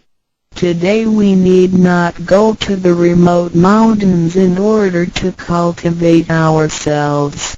We may find the means to do so in our own environment. Therefore we must take full advantage of our fortunate circumstances because we are in close proximity to the Tao. Why is the Tao so accessible to us at this time? It is because mankind is facing great calamities which signal the destruction of the human race. What is the cause of these calamities? In this modern age most people blindly worship technical science and neglect spiritual harmony. They believe that the power of mankind can surpass nature and that science is almighty and can solve all human problems. It would seem as though conscience or soul are only religious terms and had no real existence. Most people do not recognize their true selves which are indestructible and immortal. Actually, the true self is the master of the mortal body. Today most people have lost their consciences, harming others in order to benefit themselves. Those evils which human beings are now committing will cause great disasters the likes of which had never been witnessed before. This will be the final calamity in which the human race, the immortals of space, and the ghosts in hell will all be destroyed. 然而现在我们不需要到深山去，而我们一默修行，何以我们能如此容易就得到这是因为时代不同了。现在人类面对劫难之来临，末劫就要来到，末劫将会毁灭全人类。劫难是怎样造成的？原因是在此新世纪，多数的人们共盲目崇拜科学，而不注重心灵的完善。他们相信人类的力量能超出大自然，科学是高于一切，科学是万能，科学能解一切人类之问题。而良心、灵性仅是宗教之名词，它永不能实现。人们不认识真理，真理是我们之良心、道心、真我本体，它不灭，万物长存。它是主持我一生之主人翁。如今世上的众生，大多数失去了真正的良心，他们造一切之罪恶，因此造成了空前绝后之浩劫。我们称它为末劫。在此浩劫中，不仅全世界的众生，同时起天的大仙、地府的鬼魂都要受劫灭。However, God, of whose essence we are created, is merciful and compassionate and does not desire that the good people be destroyed along with the evil ones. So God has provided that the Tao be disseminated among mankind and has sent the great teachers, Buddha Shikung and Bodhisattva Yue, to rescue the three kinds of beings, the immortals of space, human beings, and the ghosts in hell, so that they may return to heaven together. Buddha Shikung and Bodhisattva Yue are under the command of God and are responsible for transmitting the Tao to the three kinds of beings. Their duty is to manage the work called the last salvation. This salvation is formless and soundless, and the transmission is performed without preaching. It directly points out the original nature, conscience or soul of mankind, in order that people may realize their true nature and thereby become enlightened. 然而，是我们灵性的至高无上之母亲上帝，是非常的慈悲，一不忍善恶俱焚。因此降下真道，并派名师济公活佛与月慧菩萨降世，挽救三曹弃天之大仙，世界的众生，地府的鬼魂同返天堂。我们师尊师母二位老大人奉老母的命令，真传真守，普渡三曹。他们的责任是办理末后一收圆大事，不立文字，教外别传，直指人心，直指人人不有之良心。灵性使人们见自性而成佛。When the last calamity arrives, nothing can save mankind except the true way, which is the Tao sent from God. That is why the Tao is widely propagated today to save good people. Ancient people first cultivated themselves and then received the Tao. But today we receive the Tao first and then cultivate ourselves. Therefore, after we have received the Tao, we have to seriously cultivate ourselves. Then we shall automatically be safe from danger, escape from calamities, avoid reincarnation and become saints and Buddhas. 当末劫临头时，没有任何其他方法可以解救众生，除了上帝所降下的唯一之道。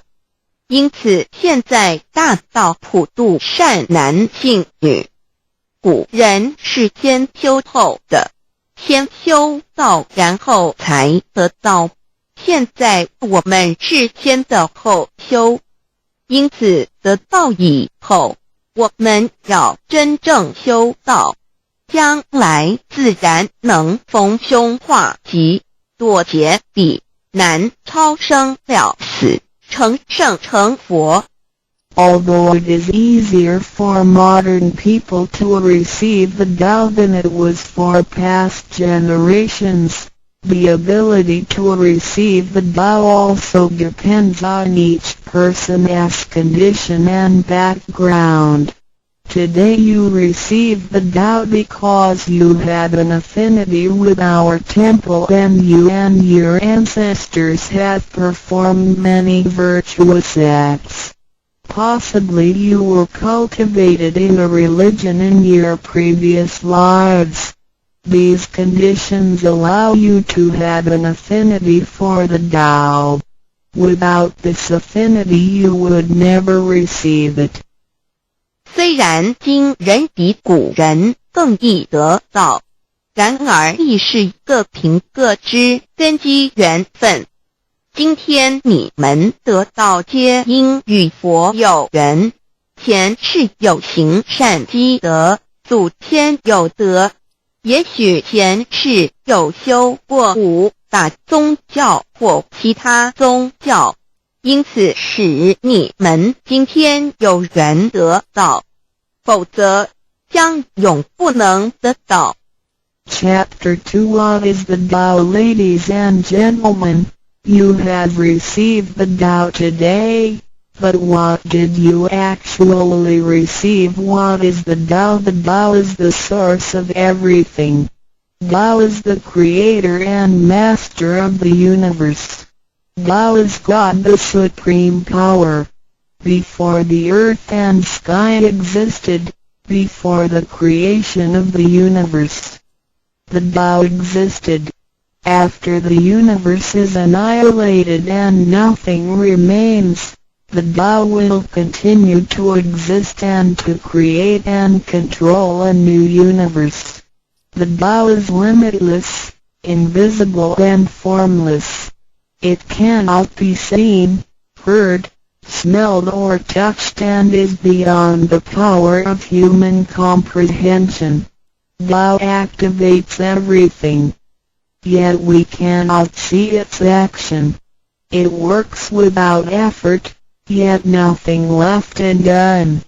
Man usually calls it nature.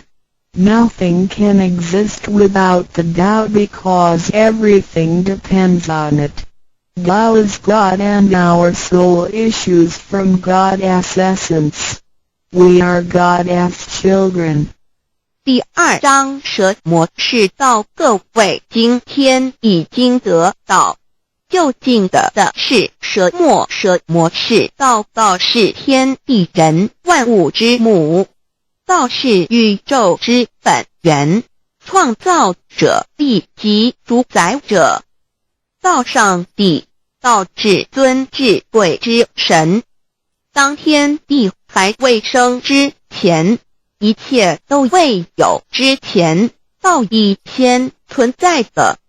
当天地毁灭后，道不毁灭，道能再生天地人万物。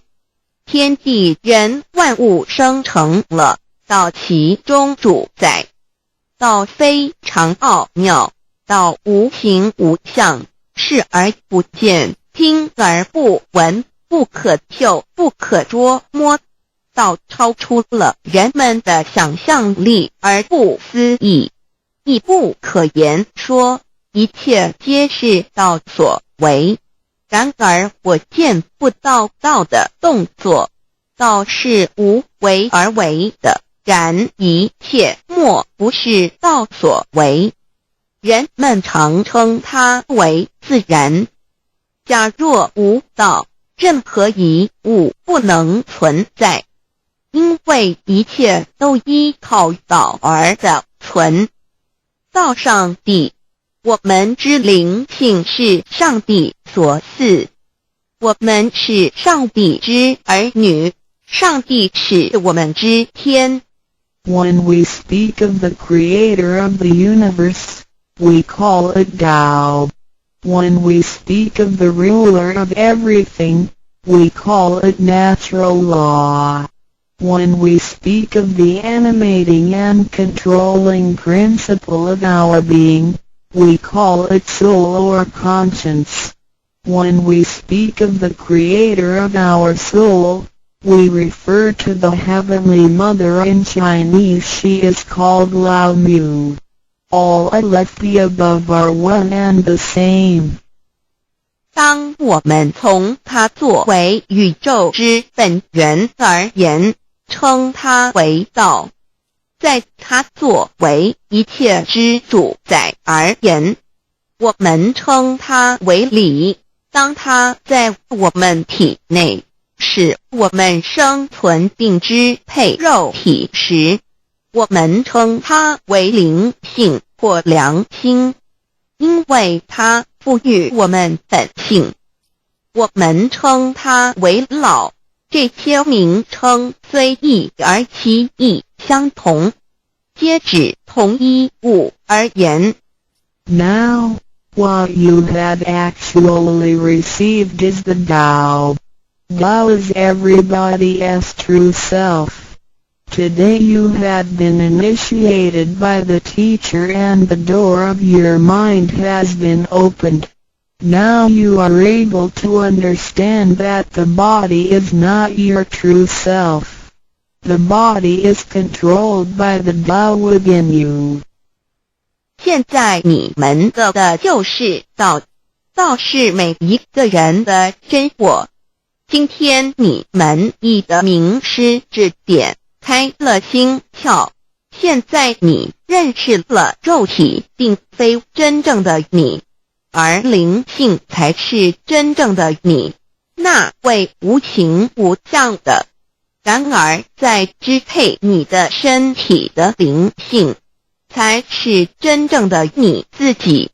While you are alive, your soul dwells within your body.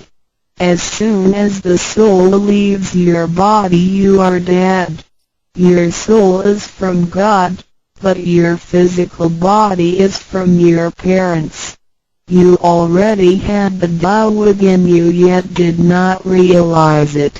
Therefore, you had to search for it and had now been fortunate enough to find a teacher who was able to transmit it to you. Previously you believed that the physical body was your true self and behaved accordingly. You were selfish, committing misdeeds, acts of violence, and overindulging in physical pleasures. This condition repeatedly led you into a reincarnation and endless sufferings. Now you understand that your true self is not your physical body but only use the body as a vehicle. You are not limited to this physical body. You are boundless. You are the master of the universe because you have God's essence within you. You are full of mercy and love because you share of God's spirit. Most people today have forgotten all these spiritual characteristics and do not know who they really are. Today you are regaining your conscience, your true self. 每个人活时，灵性在他体内，若灵性已离开，他立刻就死亡。灵性附于天，而肉体由父母而来。因此，事实上我们已有道在身上，为何还要再寻求它，还要有点传师来传授？原因是我们已不认识它了。我们以为肉体真我，而不知它原是假，因此我们变得自私，做了许多错事与罪恶。为了使此色身享受如此，使我们坠入轮回中，遭受无边痛苦。我们不知真正的我乃是灵性，而我们已不是仅限于此肉身。我们是无限的广大，我们是宇宙之主宰，因我们的灵性与老是一体。我们的本性充满了慈悲与爱心，因我们是老之分灵。然而现在人们都失去了这些品性，亦不知它究竟是谁。今天我们得到是的回真我良心。Chapter 3 What are the three treasures? Today you have received the three treasures. A. The heavenly portal. B. The divine mantra. C. The symbolic seal. A.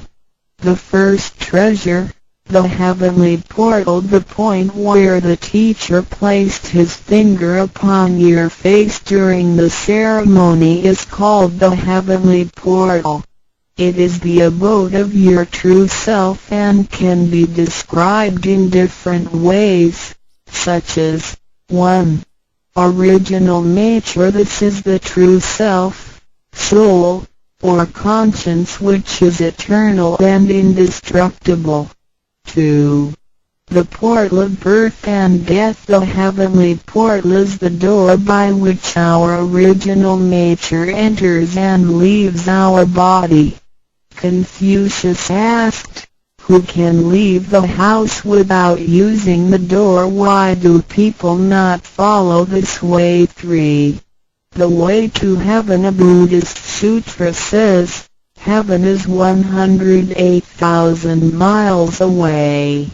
These words are the metaphor which actually means that it was not easy to become enlightened because the true teacher was difficult to find and the Tao was not yet widely propagated. Without the proper understanding of the Tao, heaven seems very far away, but with a real understanding of the Tao, heaven is very near. Today your teacher has pointed out the way for you and you may now ascend to heaven with one step.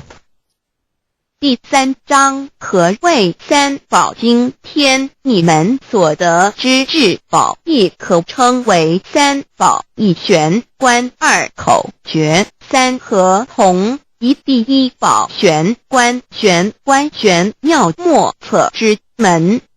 玄观点传师向你们指点之处，它有许多名称，一点本性，此是我本来固有的真我灵性良心，它是不毁不灭的，它永远存在。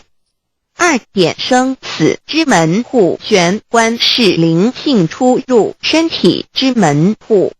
孔子曰：谁能出不由户，何莫由思道也。三点通天大陆佛经云：西天108000里，此是譬喻，亦成佛是不易之事，因为名师难访，大道还未普传。然而名师经已指点明路，你一步登天。4点 The main entrance, the heavenly portal is the main entrance. It is situated at the center and not to the left or right, above or below. This entrance was locked after your imperishable spirit entered the body at birth.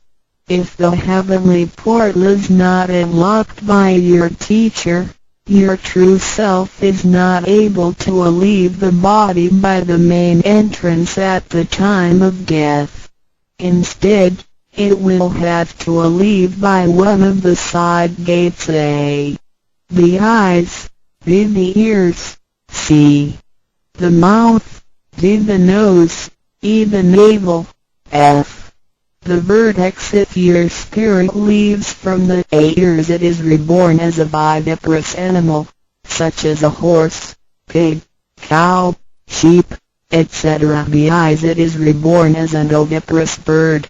C. Mouth. It is reborn as a creature of the water, such as a fish, a lobster, etc. D. Nose. It is reborn as an insect, such as a fly, a moth, a bee, etc. E. Navel. It is reborn as an ordinary person.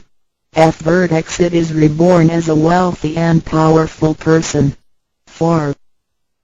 正门玄观是正门，它正好位于当中，不偏向左也不偏向右，不在上也不在下。当灵性投入身体后，此门关闭了。假如我们不欲名师指开玄关，临终时我们的灵性将无正门可出离身体，它只能由其他旁门出去，眼耳口鼻肚脐顶门。如果灵性走旁门，亦由耳而出者，来生当为胎生之动物，如马、猪、牛、羊之类；二由眼而出者，来生当为卵生之动物，如飞鸟之类；三由口而出者，来生当为湿生之动物，如鱼虾之类；四由鼻而出者，来生当为化生之动物，如苍蝇、蜜蜂之类；五由肚脐而出者，来生当为平庸之人；六由顶门而出者，来生当为富贵之人；上述之路乃生死轮回之路，不能脱出生死之苦。点传师点开玄关正门，这是通天之路，我们不必再走四门，不必再坠入轮回受苦。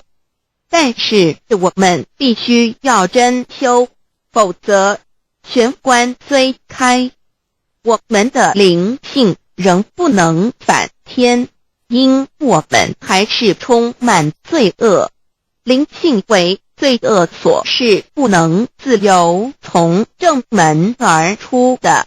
In the Bible, Matthew 13:11, John said to his disciples, I baptize you with water to show that you have repented, but that one who will come after me will baptize you with the Holy Spirit and fire. The law is transmitted to you in the temple of God through God's sanction and commandment. The holy lamp on the altar symbolizes God. In the transmittal ritual, the teacher uses the incense to lead a line of fire from the holy lamp to your heavenly portal. Then, using his finger, he connects God's Spirit with your spirit so that they flow together as one, thereby enlightening you with God's Spirit. This is the actual fulfillment of John's prophecy. 5. 圣经上记载，约翰对他的门徒说，我用水给你们施洗，表明你们已悔改。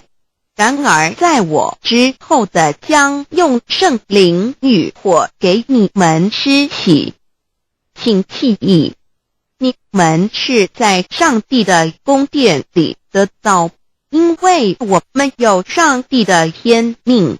那盏佛灯代表上帝老。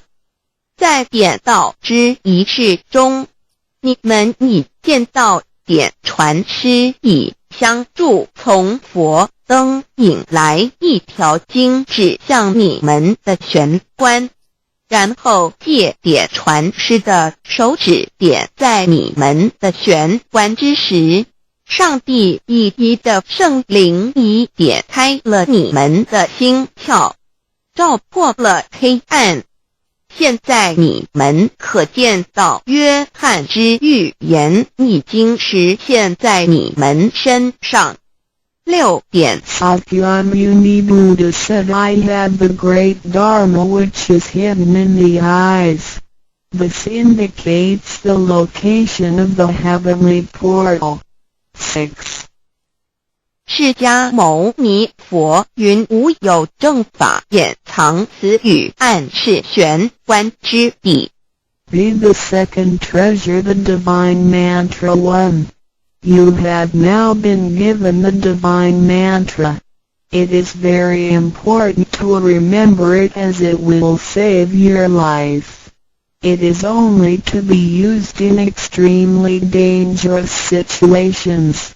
This mantra acts as a powerful spiritual distress signal to the divine forces, much like an SOS transmitted by radio waves. It is to be projected mentally and silently with great concentration, while at the same time focusing the eyes on the heavenly portal and holding the symbolic seal with the hands. Powerful aid will immediately be sent to you in order to rescue you from danger. If you sincerely cultivate yourself, you will always remain under the refuge of Buddha. 第二宝口诀，心经或五字真经，一刚才传授口诀给你们。还记得吗？请再说一遍。当性命危险时，你才用此宝，将真经默念口中，手抱合同，你将可被天佛救护，脱离危险。不过要注意，此口诀仅能于性命危急之时方可运用。假若我们真诚修道，当然我们将受天佛之庇佑。2点 The divine mantra which connects your true self with God. This mantra is without form, sound or color and is the essence of Tao, the underlying and ultimate principle of the universe. This mantra unites your being with that of the Tao, forming a powerful bond. Every great religion indicates this potential unity, but they do not fully understand how to implement and effect it. You now have this knowledge and are familiar with its application. 2心经，口传心授由声音而达入无声因果之真心，由千经万典而达入真经真典。心经心法真空也，真我本性也。3点 The true teaching is transmitted from mind to mind. The true self, the I, the spirit, the mind all indicate the true center of man or his real essence and original indestructible nature, which is identical with Tao.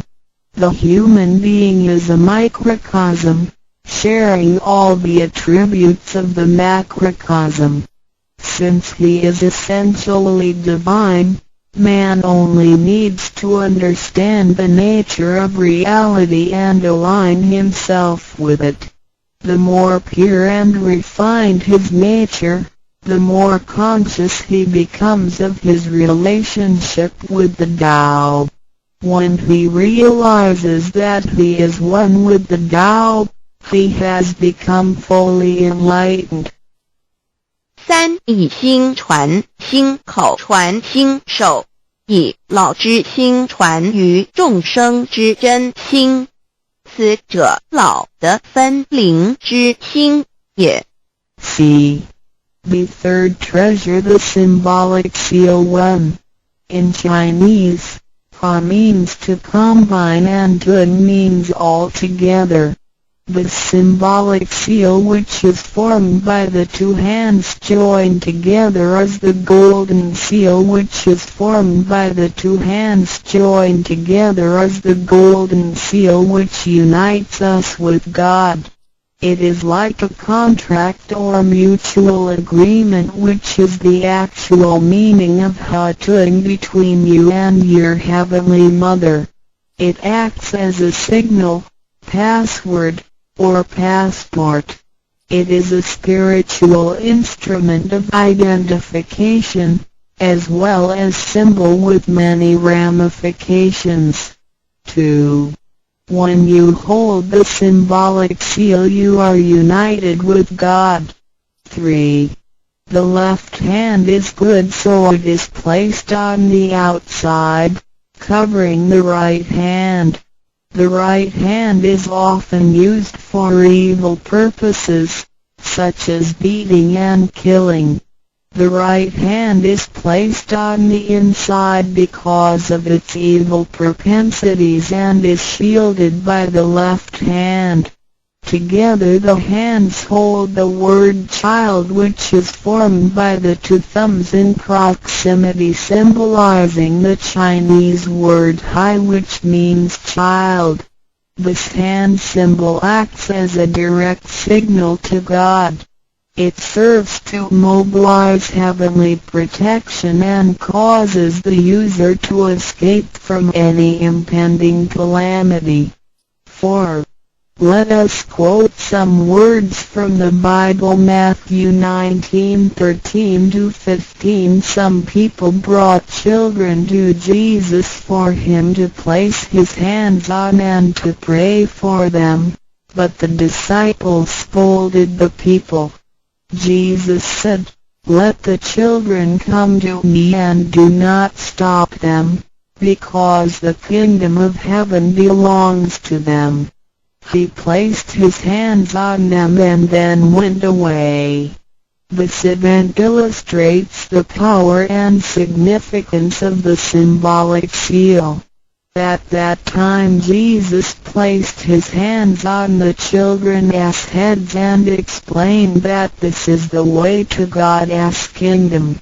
Today we hold the child symbol and realize that we are the children of God and are willing to return to God's presence. 3. 第三，抱和同一点和同之意和是合成一体，同是相同，和同象征老赐予我们的经印，表示我们已归根人。我们手抱合同，表示我们要与老合成一体，同老一样，是说与老和灵永不再分开。2点和合同，同和，抱起合同，能闭眼罗。3点左手属善当在外，右手属恶居内边。子亥相掐怀中抱，能托久大节关。4点现在让我们引用圣经之语句，有一些人带孩子们到耶稣跟前，求耶稣为他们按手祝福，但是使徒们责备那些人。耶稣说，让孩子们到我这里来，不要阻止他们，因为上帝的国是属于如此的人。耶稣为他们按手祝福，然后离开。从这件事，我们可以了解，它是对合同之一种预言。在那时，耶稣把手按在孩子头上，并说，须如此方能返回天国。如今我们手抱子海觉，并觉悟我们是上帝的儿女，且愿意回返上帝身边。Chapter 4 Why do the introducer and the sponsor take an oath at the altar before you receive the vow from your teacher? 2 persons take an oath at the altar, one as your introducer and one as your sponsor. Without these 2 persons, the vow will not be transmitted to you. The introducer vouches for your character and guarantees your good conduct. The sponsor guarantees that the vow is the true path and that the teachings are genuine. A vow is also taken to guarantee that any money which you may donate to the temple will only be used for the printing of books and other such noble purposes. 第4章，为什么银宝要立愿在典诗还未传到给你之前，有2个人做你的银宝师先立愿，引保你求道，否则典传师不可传道给你。这2人保证你是好人，并发誓他们是引你入正道，并非左道旁门或邪教。他们并非狂哄你的钱财，否则他们愿受天雷诛。你奉献的功德金是来建佛堂、引善书，任何人也不能把它用在私人用途上。Chapter 5 Why I should take an oath before receiving the vow. Before anyone receives the vow, he has to take a vow which states that he will faithfully adhere to the principles of vow and will not reveal the secret teachings of the 3 treasures to anybody. 第5章为什么要力求道？愿每个人在未求道前，必须先立愿，表白他将诚心道道，即不泄露天机3宝给任何人。Chapter 6 How to Save Human Beings. Now you have received the Tao which is ineffable, sacred and sublime. You have just been saved by someone, so now you should try your best to spread these exalted teachings to your fellow human beings and urge your family, friends and acquaintances to receive the Tao. This is of great merit for you because you are not only saving someone's physical body from disaster, but you are also saving his true self from the sufferings of reincarnation. Also you not only save that one person because, if he cultivates himself properly, he can also save 7 generations of his offspring by his virtue. How great is your merit! 第6章如何救度众生。如今你已得了大道至宝，你已被人救度，你也应该去救度别人。所以请你尽量的度你家人亲戚朋友求道，让他们亦得蒙上天之恩典，此乃你莫大之功德。因为你不仅救了他的灵性脱离轮回之苦，并且救他的色身脱离劫难，同时你不仅是救了一人，假若他真修，他将能以他的功德来超拔9玄7祖。你的功德何其大呀！办道理之一，办道前引导。Before conducting the Tao Transmitting Ceremony， 办道之前 ，Before conducting the Tao Transmitting Ceremony, well over tea and fresh food to God at the holy altar to show our seriousness and sincere.This is a very solemn, traditional Chinese ceremony of the Zhou dynasty about 3,000 years ago. We would like to ask the gentleman to stand on the right-hand side of the room, and the ladies on the left-hand side of the room. Please observe with silence throughout the ceremony.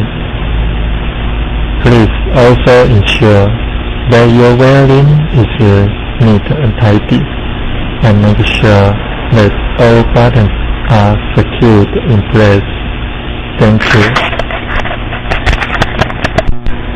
办道理节2，请谈议论填表。Content ceremony 进行典礼。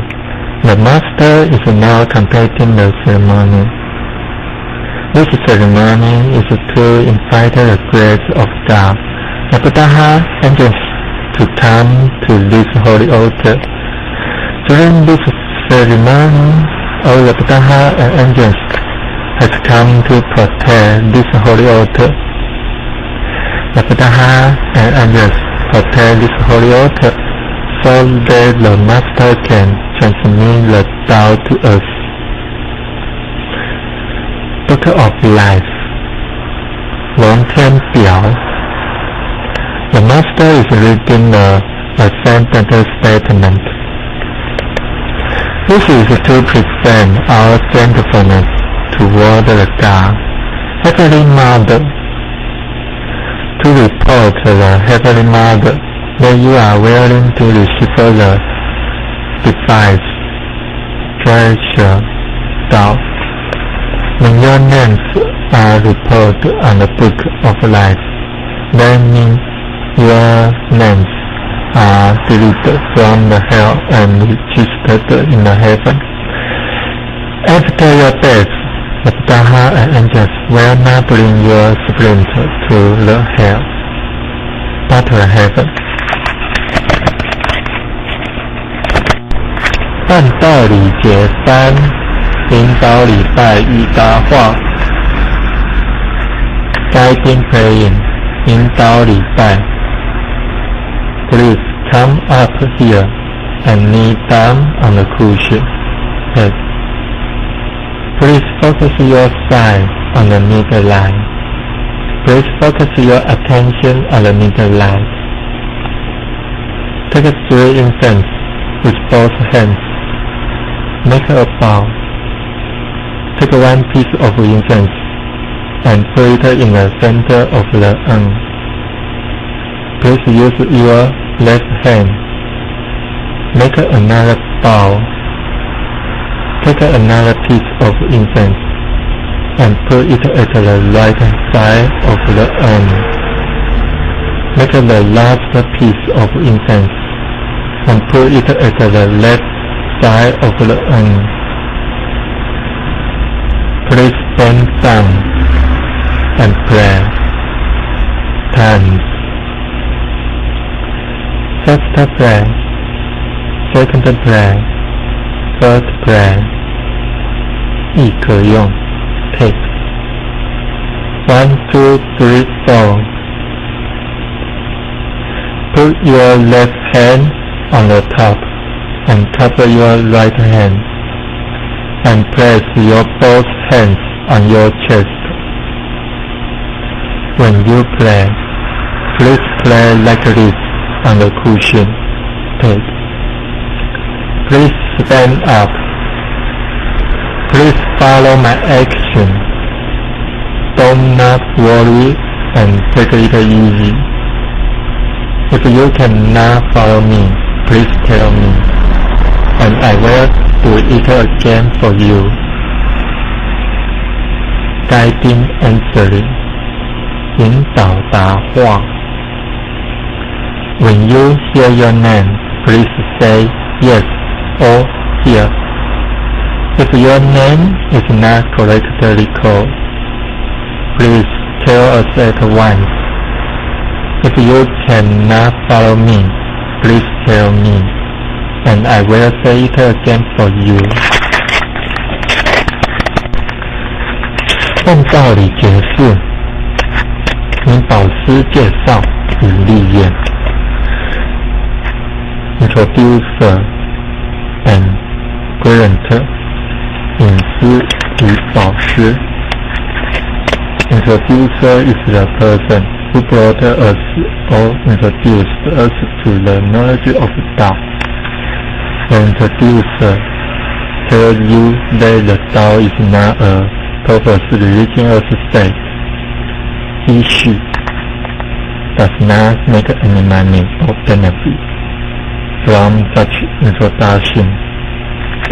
The guarantor is the person who owns this holy altar. The guarantor built this holy altar so that we can have the chance, place to receive the Tao. The guarantor is the person who makes a guarantee that we have a appropriate character and virtues to receive the Tao, and that we are a good citizen of the country. Because of the effort and sincerity from the introducer, and the guarantor, one can have the chance to receive the precious Tao. Now the introducer and the guarantor are going to kneel down before the Tao. Heavenly Mother to take a vow to show her sincerity. Taking vow, 立愿. With all my sincere heart, I kneel down before the Heavenly Mother God above. Today I am willing to declare my sincerity, to introduce and to guarantee the person to receive the greater Tao and the true propagation of their nature. I declare that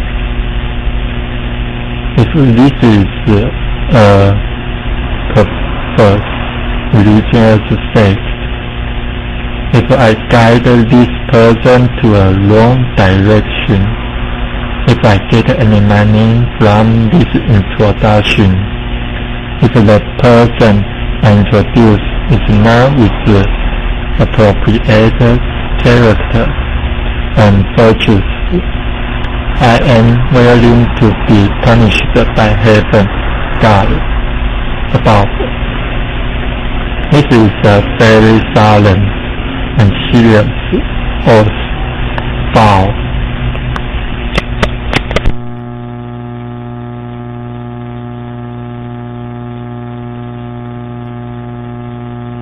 ndroducdao.html 先天大道简介中英对照 http://www.library.com/category/category6/c63006.htm Introduction to DAO 先天大道简介 Introduction to DAO 中英对照先天大道简介一和为先天大道二道与我有什么关系？三求道是求什么？四求道对我有什么好处？五具备什么条件才可以求道？六求道对我的生活有什么影响？七道的宝贵有什么印证？一和为先天大道，先天大道又简称道。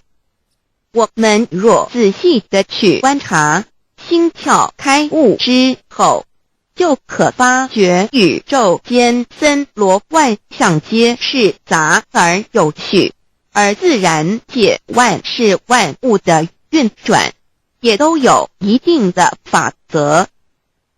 这天地人是万物的真主宰，就是道。道乃在天地生成之前即已存在，故曰先天大道。道者理也，理就是真理。在天地人万物未生以前，道即已存在，而道能生天、生地、生人、生万物万类。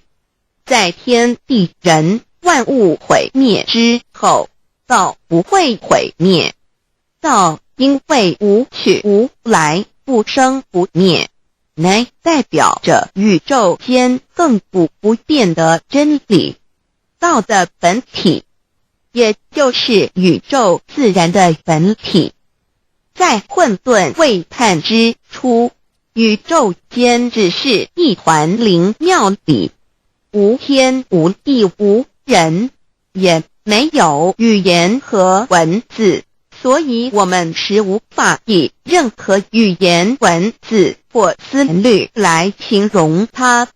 故大道无名强名曰道，我们也是勉强用到这个名词来代表它。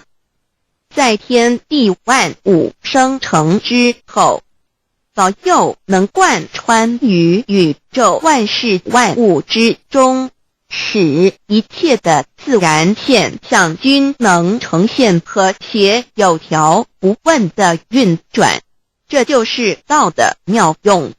道大理为，我们虽然无时无刻离不开道的本体和妙用，却又很不容易去认识它。因此在2-3千年前，各教圣人应运出世，各化一方。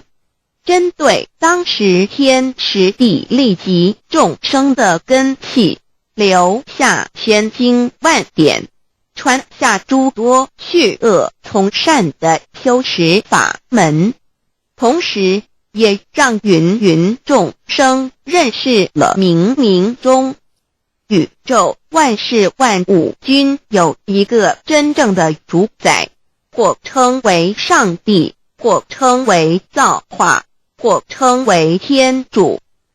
我们称其为道或无生老，均是一名而同义。我们对道有了深一层的认识和体悟之后，就会了解天地间实无一物不是道之本体与妙用的合一。因此道虽然涵盖各大教门的经义，为千门万教的总源头，确实不局限于宗教的领域里。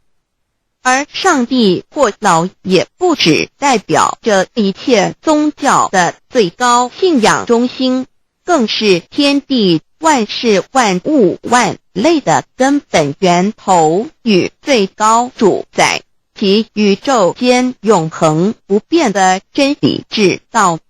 所以我们今天有机会了解什么是先天大道，不只找到了各大教门的最高信仰中心，也找到了宇宙的根本源头与最高主宰，更能对宇宙至高无上的真理有一个初步的认识。道之真义，在先天之先不为先，在后天之后不为后，即大上有可量，即为上有可止，为道即大不可量，即为不可止。不所以大无不包，为无不入，无所不贯，无所不通，无所不彻，贯彻了天地人万物万类，贯彻了33天外，贯彻了千经万典，贯彻了千法万法，贯彻了千教万教，贯彻了千佛万祖，贯彻了我之一身。此乃显天大道宝贵的真义，人人必须知真觉，亦即是人人与我与人人良心之行也。此乃万众一心，万国一家，世界大同，此先天大道之宝贵也。二，道与我有什么关系？道的宝贵在于它大而无所不包，细而无所不入。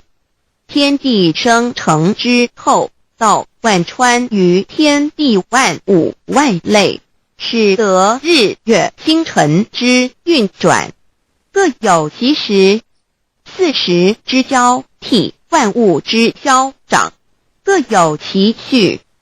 而最宝贵的是各天地万物的主宰，同时也是我们人一生之主宰，曰性理，使得我们不学而能看，能听，能吃，能动。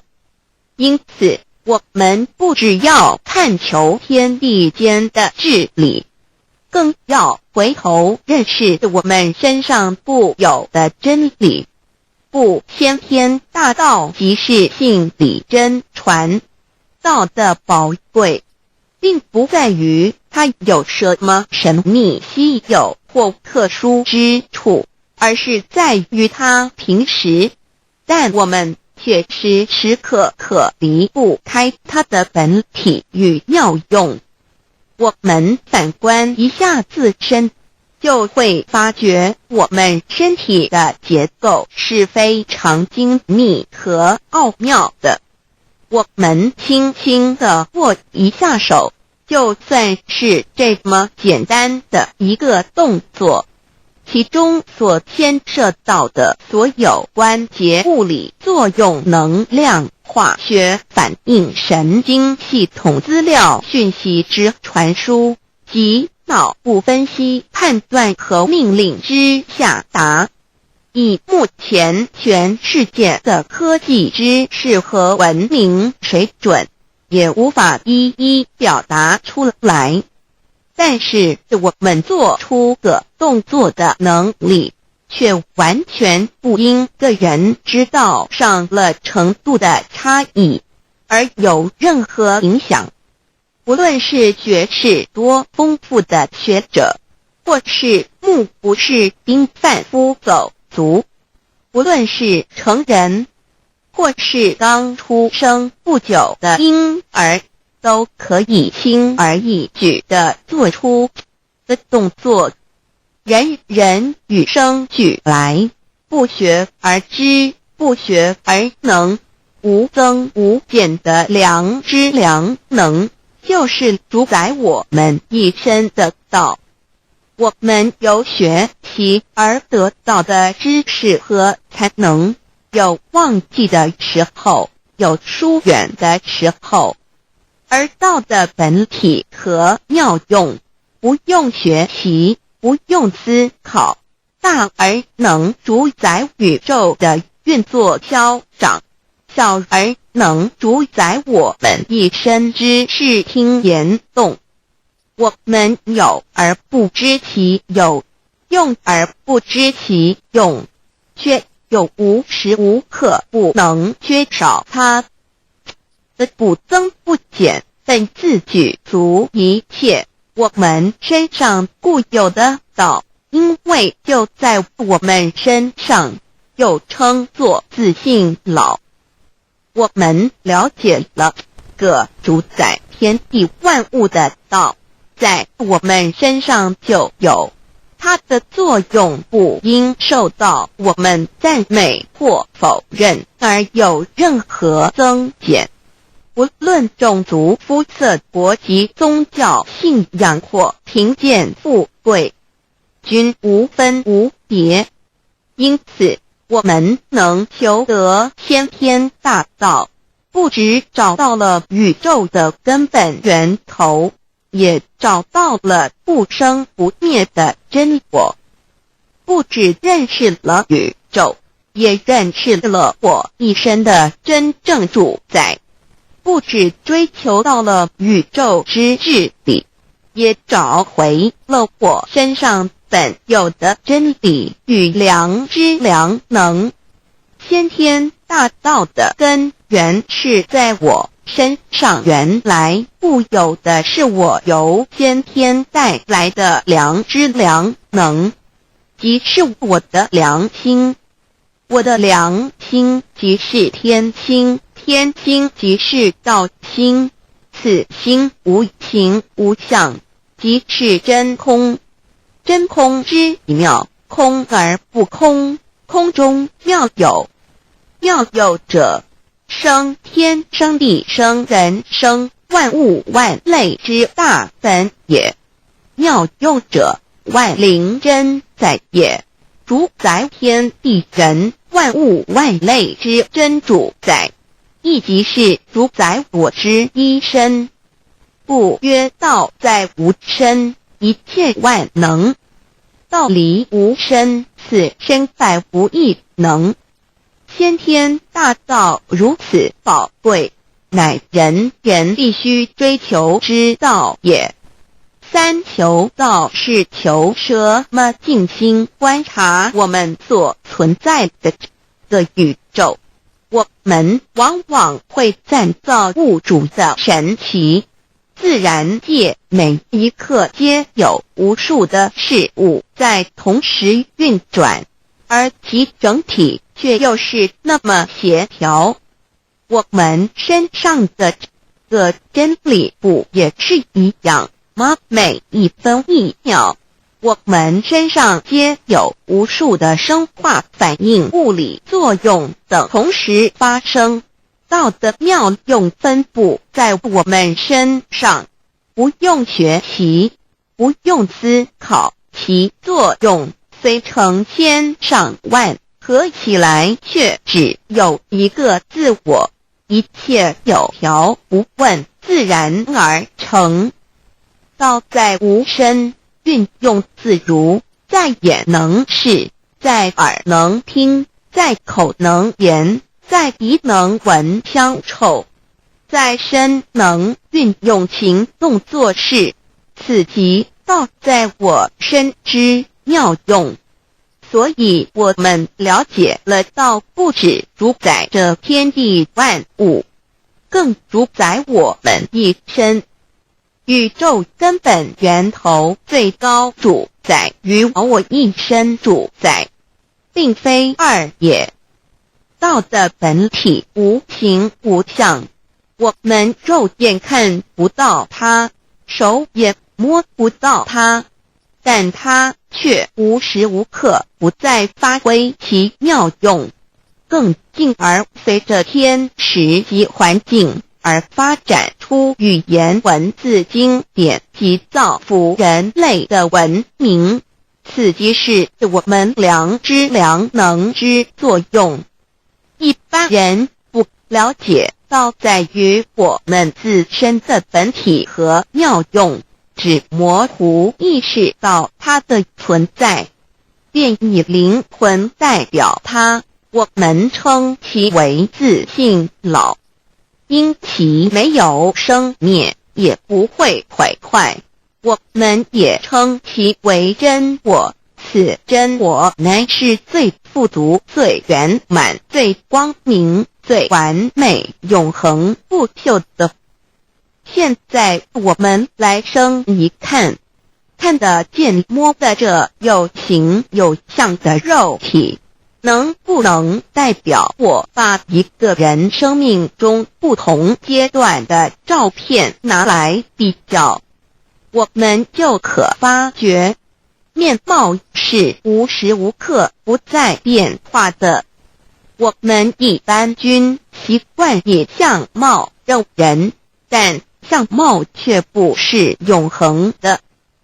我们的肢体也不是真我，某些人不幸失去了一只手或一只脚，仍是好好的活着。我们的内脏呢？现在科学昌明，其自己能把动物的心脏成功地植入人体。我们不能因此说这人不是他自己了。就算头的脑细胞从我们一出生就开始不断的在坏死减少和变化之，因此有形有相的肉体只是真我的一个工具而已。肉体虽然看似真实，却无时无刻不在改变之中，不拘数十年又变成一堆黄土。因它不是永恒的，我们称之为假我。对于真我和假我有所了解之后，我们也就可以了解我们为什么要求道了。如今我们非常幸运能有机会求得先天大道，求得的就是三宝。三宝简单明了，但也博大精深，其内容在求道时会详细解说。现在只简单的提出两点。首先，求道就是直接点出了真正永恒不朽的真我，也就是良心本性的发。在物质文明远较精神文明昌盛的今日，假若迷失真我，我们的人生将有如行尸走肉。若是认假为真，更是我们为了盲目满足假我而做出害己害人的事情，造成自己在世时与死后的灾祸。因此，求道启发了我们内在本的真我良心，真我假我协调融合，使我们的人生不论存没，都是平安喜乐自在充实而有意义。其次，求道也就是开启了我们身上的正门，又称良心之门、智慧之门、慈悲之门。这门非常的重要，当我们要离开一间房子时，自然由大门离去。如果此门无法开启，而被迫从窗户或阳台跳出时，就可能会摔断腿。我们的肉体就像一间房子，真我灵性就像是房子的主人。当有一天肉体要毁坏时，真我灵性若不得正门而出，被迫另寻旁门，其恐惧与焦虑是无法形容的，这也导致了死后的痛苦与不安。因此，我们可以发现到，绝大多数的人临终时，其肉体皆显现山僵硬、恐惧、无助与挣扎之相。求道就是开启我们个生来死去之正门，也就是通天大路。因此，我们今天很幸运能求道，求得三宝，打开灵性通天之正门，可以让我们找回真我，认识我自己身上的道，自然以良心作为待人物之准则，使人生更有意义，更进而解决生死大事，得到超生了死的保障。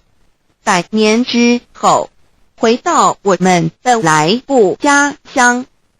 所以先天大道又是回天之道，先天大道之宝贵，即是千经万典不如一点。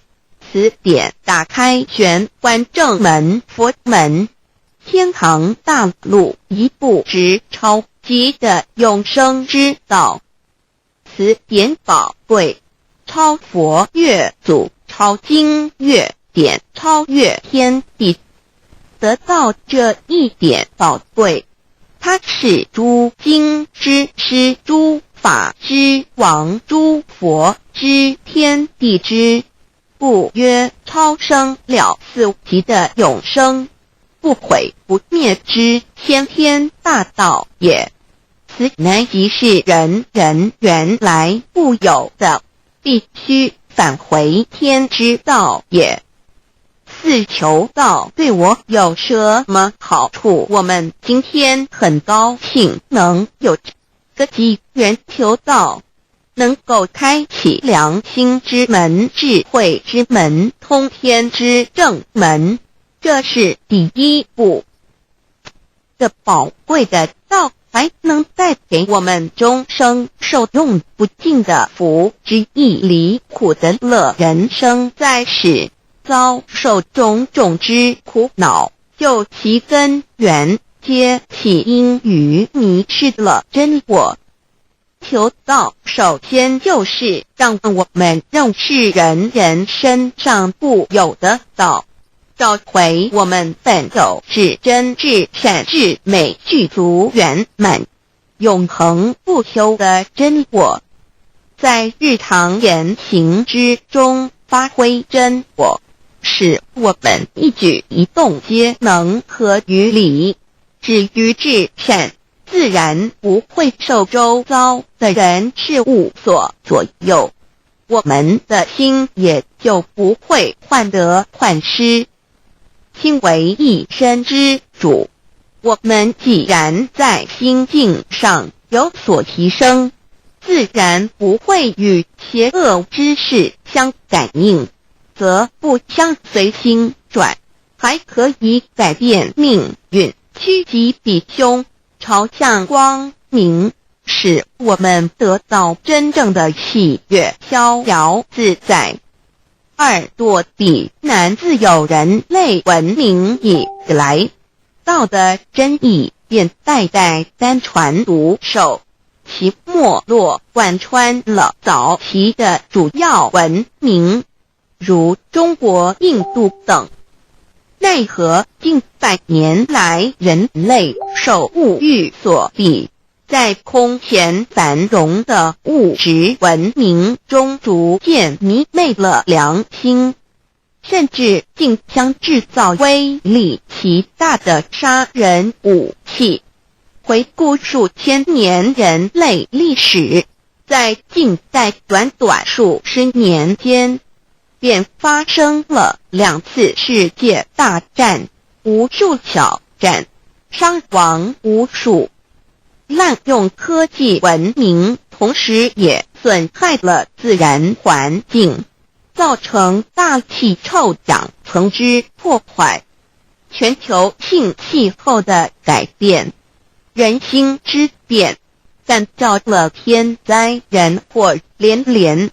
人类已为自己酝酿了一个空前的浩劫，因此上帝洪恩慈悲，特将大道谱传于世，以挽救良善。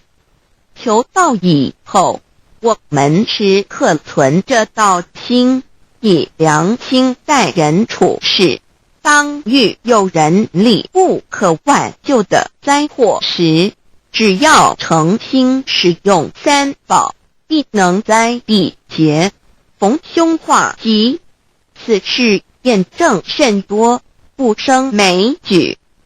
3超生了4人生，有如一段苦乐相参的旅程，遭受生存竞争、衰老、病痛、死亡等困苦，人皆难免。而人间种种欢乐又往往是短暂易变的，尤其当旅程结束时，终就成空，归宿渺茫，更不禁令人凄独怅惘。是以智慧者有见于此，乃以超生了死，追求真实永恒的人生意义为人生至高之目标，不待先修后的。因此古人为求超生了死，尽毕生之力，苦修苦行，仍难以访得名师达成心愿。如今大道谱传，先道后修，在求道过程中，天命名师一指，开启了我们通天正门，先赋予超生了死的保障。我们得道以后，认识了真我，以真我为主宰，远离邪心妄念，让我们的心念、言语、行为，无论待人处事，皆合于良知。100年之后，真我灵性自然返回故家乡，永享平安喜乐。4成圣成贤求道，也就是为我们种下一个成圣成贤的正因道种。只要我们以智慧、慈悲、清净灌溉它，它必然萌芽开花结果。在此功利主义弥漫的黑暗时代，大道乃是光明的灯塔。求道修道，不仅让我们能够独善其身，更使我们有机会可以兼善天下。求道之后，只要我们时刻抱着道心、良心，在日常生活中真诚实践道的精神，不计个人得失荣辱，努力使周围每一个人都可得享到的好处，让道的光明照亮每一个角落，尽其一生精进不懈，则在世即成就圣贤事业。归天之后，必证圣贤果位无疑。先天大道的宝贵就是天道天命，天命就是三曹名师，名师一点玄关开，打开正门佛祖来，天堂飞在我身外，天上地下我都在，此乃先天大道的尊至贵至宝也。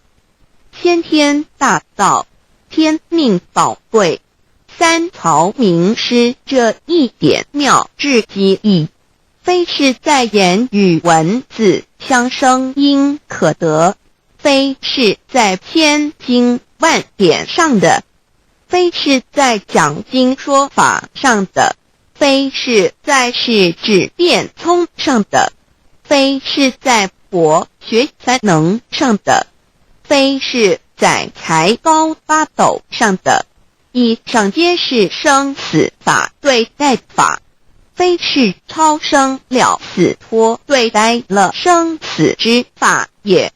此次级的先天大道妙用妙能的宝贵，其妙极矣。此者是无师智，此智是妙智妙慧，此智此慧是我本来固有的，由先天带来的，亦即是在找回来天地人万物万类未生以前我的初心，即我良心天心道心老心也。先天大道之妙，此妙之贵，妙不容言，不学而知，不学而能，亦即是先天带来的先知先觉妙用妙能。此知此觉此能此用，不用言语文字声色，不用思想，不用念头，不用言听是动，而生天地人万物万类。生天地人万物万类之后，这天地人万物万类实可分妙，也离不开其妙用妙能，故曰万灵真主宰也。设若天离开先天大道之妙用妙能，则河汉星斗乱序，日月无光，亦不能轮转，则阴阳二气不能流通，万物万类世界的众生，人人皆不得其生存。设若大地离开先天大道之妙用妙能，这金木水火土不能相配，则天象丛生，山崩地裂，海水枯干，亦使万物万类世界的众生人人不能得其生存。设若人离开先天大道之妙用妙能，则寸步难行，眼不能看，耳不能听，口不能言，总之全身不能动作。100日之后，成了一堆臭骨臭泥土。此乃先天大道妙用妙能的宝贵，妙至极矣。设若觉悟认识先天大道之妙用妙能的支持而实行，即是天人合一，天人一体治理，绝言妙不容言，不是死后成佛，当体即佛矣。故曰如来佛，如是佛也。此乃的先天大道修先天大道之好处。勿具备什么条件才可以求道？求道既然能够带给我们终生受用不尽的好处，我们今日能有机会求道，会不会显得太容易了？事实上，我们能得闻先天大道，首先要感谢上帝的恩慈，将自古不倾泻的大道普传于世，使我们有机会得此天之道。另一方面，我们本身也必须具备足够的条件，祖上有德，根基深厚，佛缘成熟，才能够顺利求道。此外，我们必须向宇宙至高无上的造物主上帝发一个良心愿，此愿可归纳为3个要点：一得道以后，愿以明疾病实践道的精神，也就是日常生活所思所言所行，皆愿以良心作为依归。2得道以后，愿以能力所及，助周围需要我们帮助的人，愿意多了解道的意义，并让更多的人蒙受天道的福祉。3得道以后，绝不将求得的3宝告知任何人。3宝必须在庄严的求道过程中，天命名师传授给我们，才有真实意义。若由我们泄露给其他人，则不但毫无意义，毫无效果，我们自己也违反了天律的良心愿，合乎人人本具天赋的良知良能，所以我们人人都能够做到。真诚实践良心愿，也必须滋润我们求道时种下的智慧、慈悲、清净之正因道种，使它顺利萌芽开花结果，才不至虚度这千载难逢的求道修道良辰。值得一提的是，我们能顺利求道，原因之一即是沾了祖德的光，是故上天开恩，只要我们修道有恒，则我们的祖先也有机会可以求道超生得救。我们的子孙亦的印地，对父母祖先尽大孝，这是最好的机会。只要具备以上条件，则无论任何国界、种族、宗教信仰的人，都可以求道。欲求得先天大道，脱出轮回之苦、地狱之灾，世间的穷通受忧、鳏寡孤独、生老病死苦，而返天堂永享天伦之乐者，必须我有得遇6万年良辰佳期的幸运。我本人心地善良，我有先天根基深厚，也就是我本人前世做的功德善事很多，此即天缘。我本人祖先有功德，做善事，此即祖上有德。我牧人遇到引导师度我得道，此佛缘已至，也就是前生我们一同做过功德善事，或一同有修过宗教，今生遇天道降世，一同得道修道，此乃佛缘已至。6求道对我的生活有什么影响？现今正值上天恩开，先天大道普传，拯救良善之时，故普传方式皆以方便善巧，与众生契机为原则，因此求道不会对我们正常的生活造成任何负面影响。这语以往许多人苦修苦练，甚至出家的修行方式有很大差别。也正因为如此，先天大道能在日新月异的现代适应社会的各个阶层，传布到世界的各个角落，使人人皆有共沾天恩的闻大道的机会。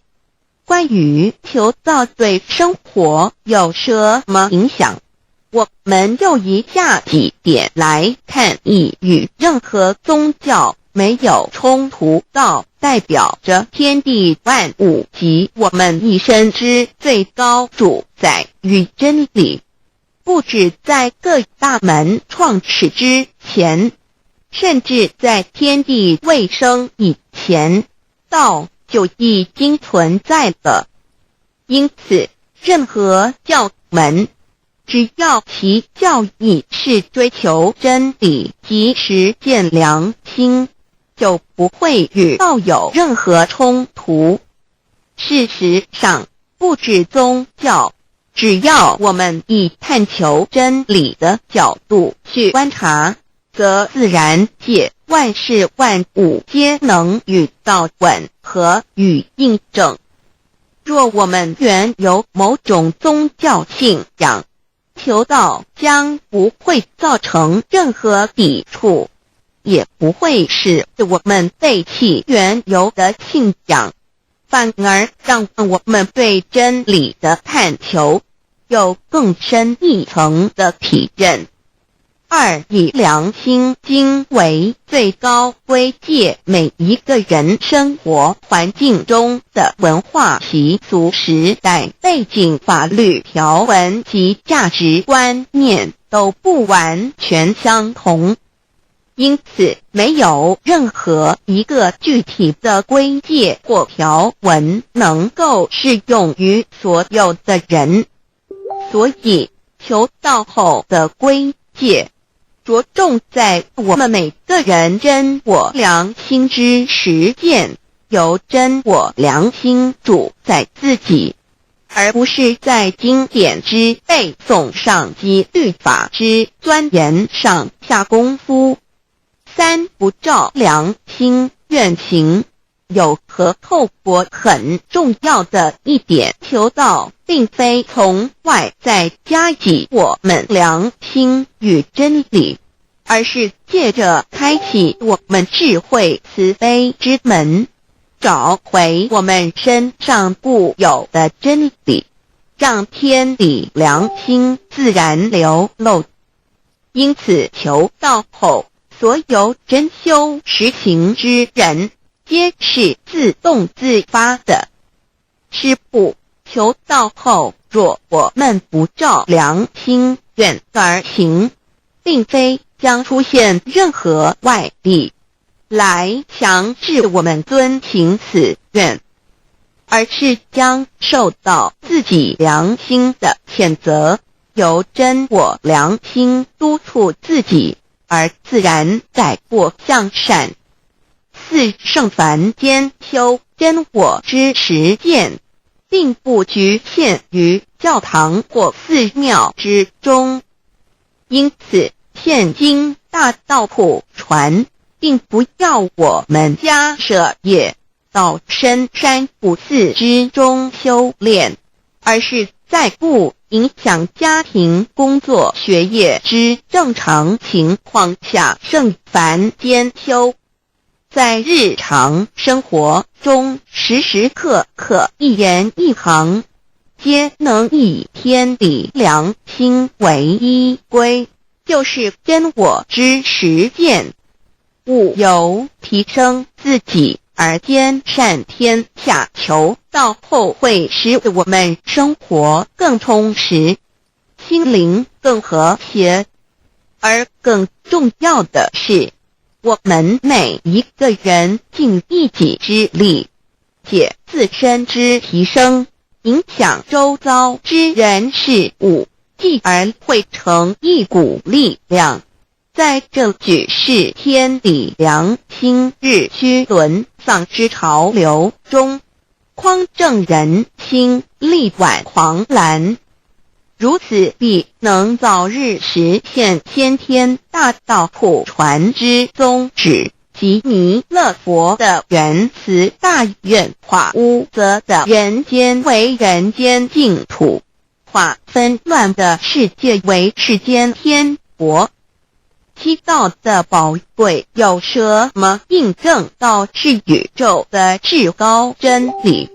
它的作用贯穿了天地万物万类，更是我们一生之最高主宰。真正了解了这一点，我们就会体认到，道是随时随处可以被印证的。许多贤贤得道之后，发出了大诚心、大信心、大智慧，真修真行，皆能参悟到，不止在各教经典之中可以印证到，其实在任何时间空间、万事万物我们之一身，甚至一草一木，皆离不开道的本体和妙用。体认至此，自然能发出永不退转之道心。而尚未求道或刚求道者，则需借助于一些具有形象看得到、感受得到的印证，以奠定初步的信心。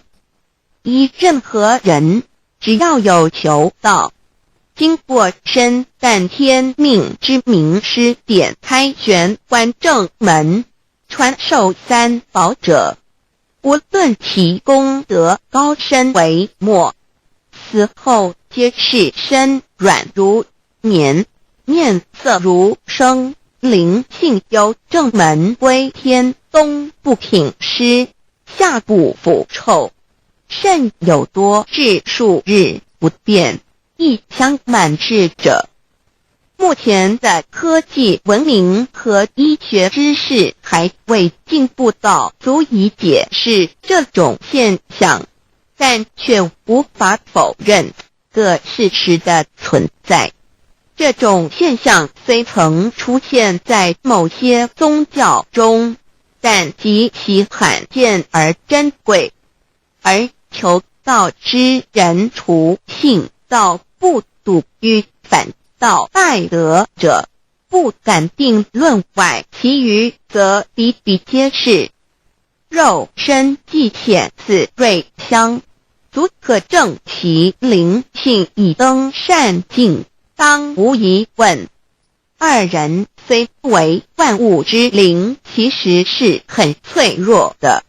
自从生在这个世界上，就难免天灾人祸的威胁，甚多以求道者，在遇到人力不可挽救之危急情况下，诚心使用三宝，皆能大事化小，小事化无。这种例证多得不可胜数，无法在此一一例举。以上两点虽然极为宝贵，但却是任何人只要一求道，借着上帝的天命宝贵，立刻就可以得到的保障。此后就随个人的诚心、智慧及对真理之实践，而有或深或浅不同的体认了。如人饮水，冷暖自知。希望各位具有善根，有机会能得闻大道的先生女士，皆能入宝山而满载而归，皆能求道而同真善境。 Introduction to DAY. What is DAYI? DAO and MEII. What it is in DAOIB. What do I get in RECIB and in DAOB? What do we need to receive DAOBI? What impact does receiving Tao have on MEDII? What can attest the validity of Tao? What is Tao observing the cosmos and all the living beings consciously? Among all the earthly activities and phenomena, we will find the existence of the laws of nature. There is a supernatural origin which guides all the operations happening across the galaxy, the earth, and the human beings. We call this source Tao. Tao existed before primordial time, and even before the universe was merged.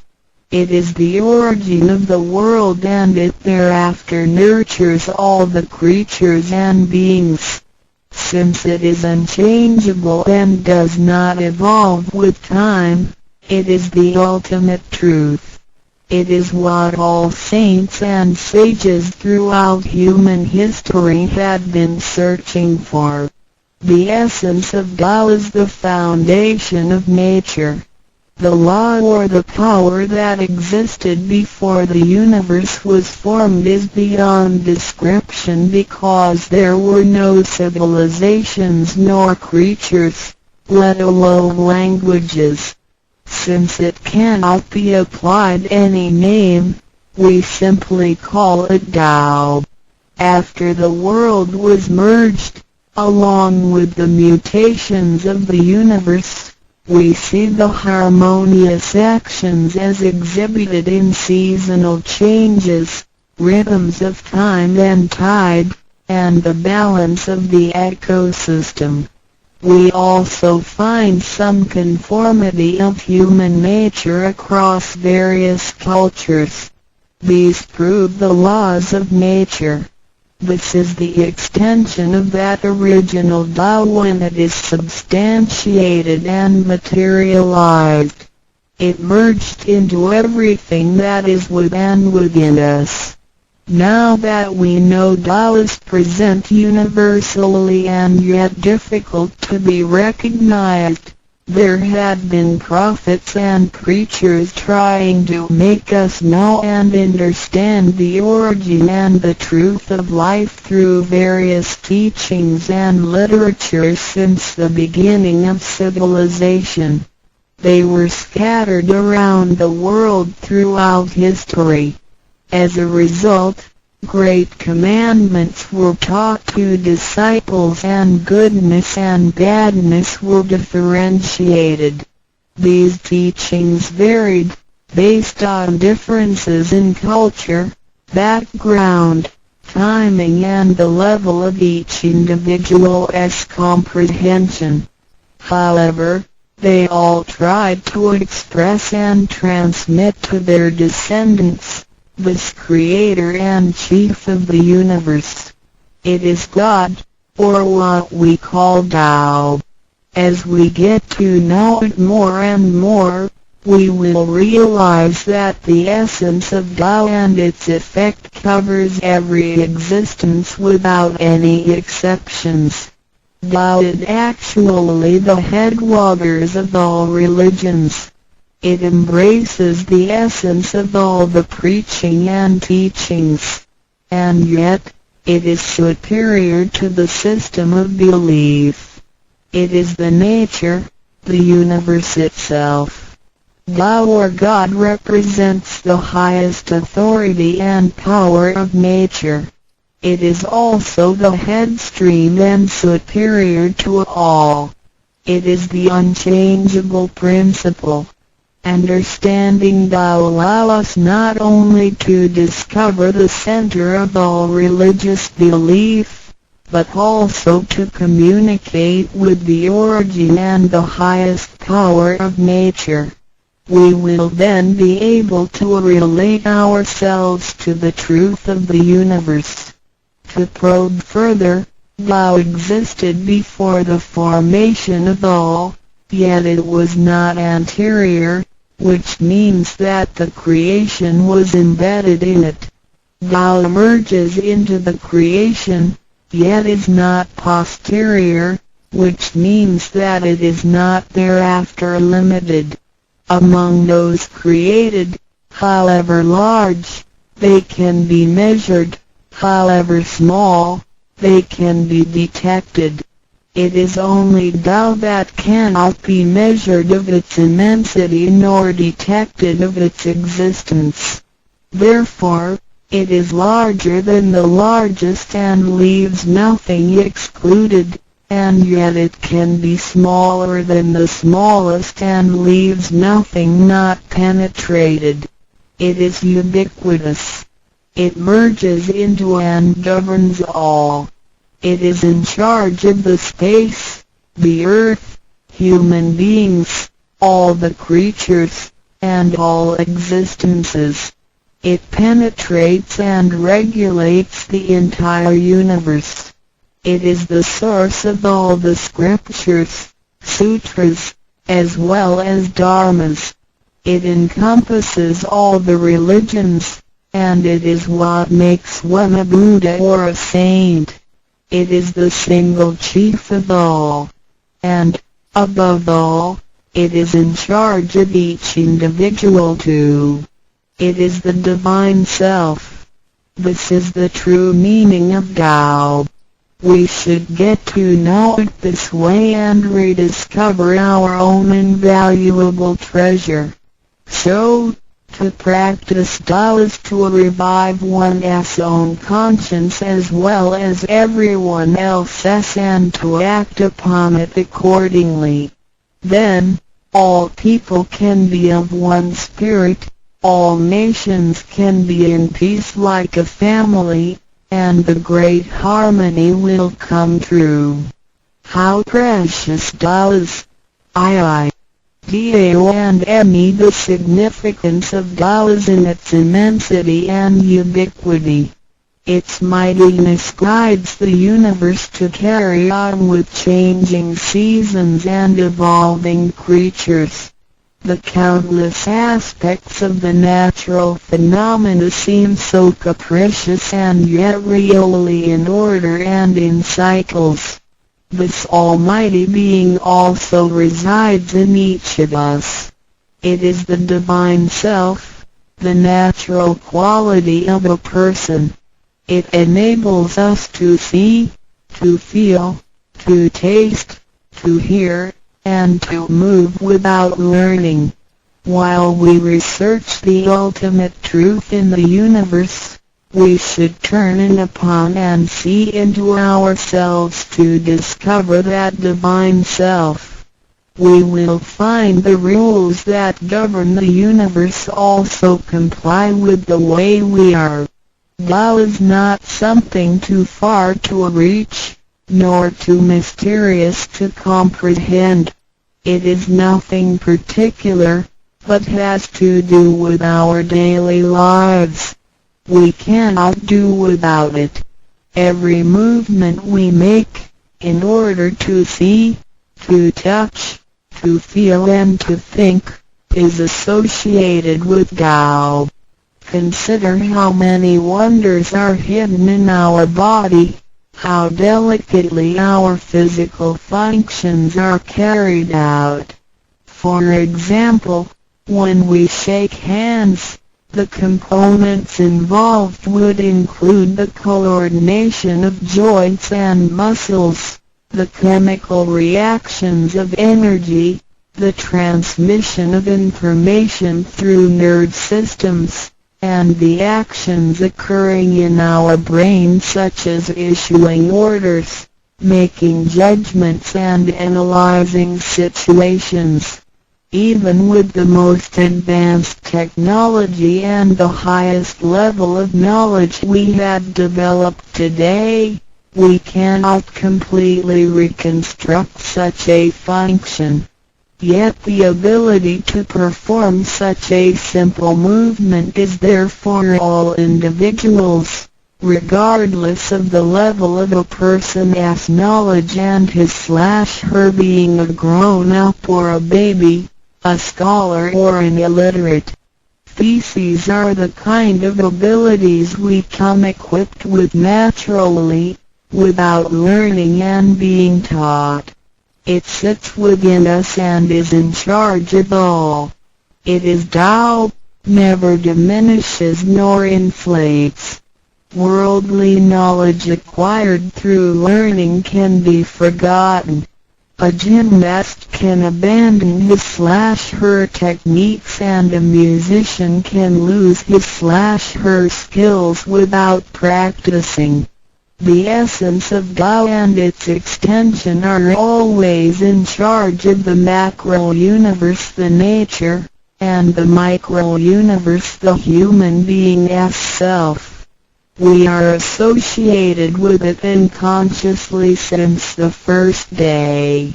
Because it encompasses the whole nature within us, we also call it native self. Tao is within and surrounding us. It needs not be worshipped nor debated over, because its existence is unconditional, regardless of race, color, nationality, religion or status. It is impartial and stays constant. In receiving Tao, we not only find the origin of the universe, but also the divine self. We get to know the highest power in the universe as well as the genuine nature in charge of self. We discover the ultimate truth of the cosmos as well as the integrity of ourselves. Recognizing that the laws which govern the universe also govern us makes us be able to return to our true nature. To probe further, the most essential concept in Tao is that we all possess it intrinsically. It is the wisdom and ability we were born with without learning or practicing. It is one's conscience, which is like the Spirit of God, the divine and immortal nature. It is invisible and intangible. For this reason, we call it genuine emptiness, which means that to be really empty, it goes beyond emptiness and can therefore have marvelous existence in it. Marvelous existence is the foundation for the sky, the earth, human beings, all the creatures, and all existences. With omnipotence, Tao is called Great Lord of all beings. This almighty being is not only in charge of the entire universe, but also in charge of oneself. So the proverb is, Tao is within self, which is the drive of all one's abilities. A physical body without Tao is useless. This is the treasure that we should all realize and fully explore. What it is in Tao. When we look around the world, we admire the miracles and wonders of nature. Countless things change and move simultaneously every second, and yet in order and in harmony. So do our bodies. Countless biochemical reactions and physical functions occur concurrently within our bodies. Without learning and thinking that comes subjectively, the thousands of activities that happen within us are the extension and action of Tao. And altogether, it is one single self. It functions naturally and automatically without the need for our intents to be involved. This is the effect of Tao within us. Tao is not only in control of the universe and nature, but also in charge of every human being in his/her own actions. In other words, it is the same source that governs us as well as everything else. Tao is invisible and intangible, but it has been working out its magic before day one. Thereafter, languages, cultures, religious scriptures, literature, and civilization were developed. They all originate from Tao functioning within us. People don't realize it is Tao that has been residing and working within us and have used soul to represent the confusing and yet irrefutable being. Because it is eternal and intangible, we also call it true self. This true self is the most abundant, brilliant, and imperishable being. Let us take a look at our tangible body and see if it can be the true self. We know the pictures taken throughout one's life show different faces and expressions. We recognize people by face, but our looks change and are not permanent. The handicapped, with impaired arms or legs, can also lead a complete life. One with a transplanted animal heart is still a human being. Even our brain cells keep decreasing and changing every second from the moment we were born. Therefore, the physical body is only the interim residence of the true self. Though it seems so real, solid and alive, it turns into dirt eventually. We call it false self because of its tentative and transient nature. By recognizing the difference between the true self and the false self, we understand the reason and importance for us to receive Tao. Luckily, we are given the opportunity of receiving Tao and learning the three treasures.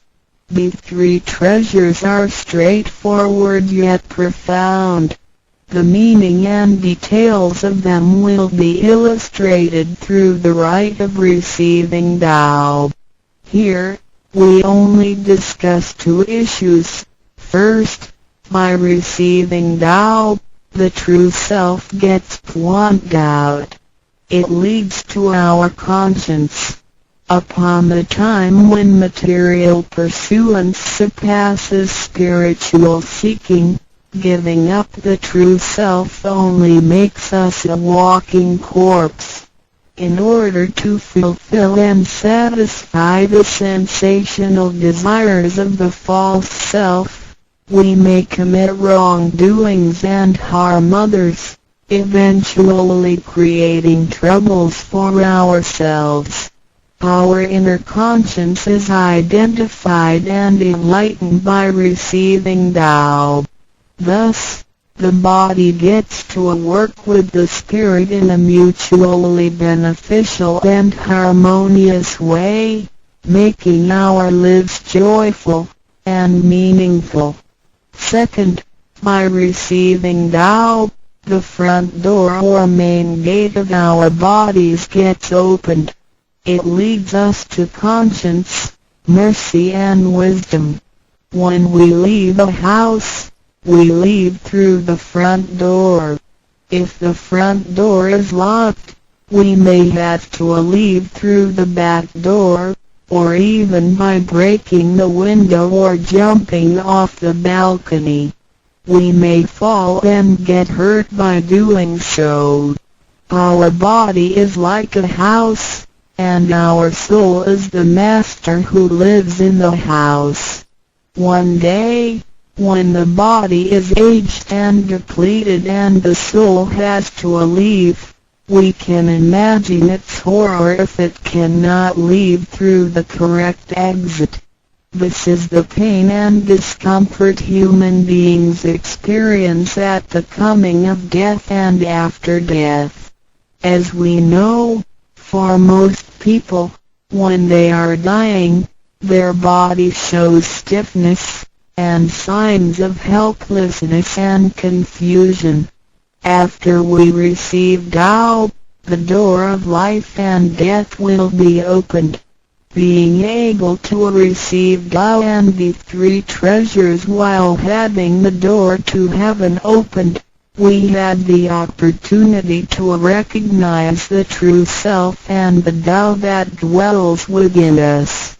We are going to treat people and the world with conscience and make our lives more meaningful. We can transcend life and death. Within 100 years, we will be able to return to where we came from.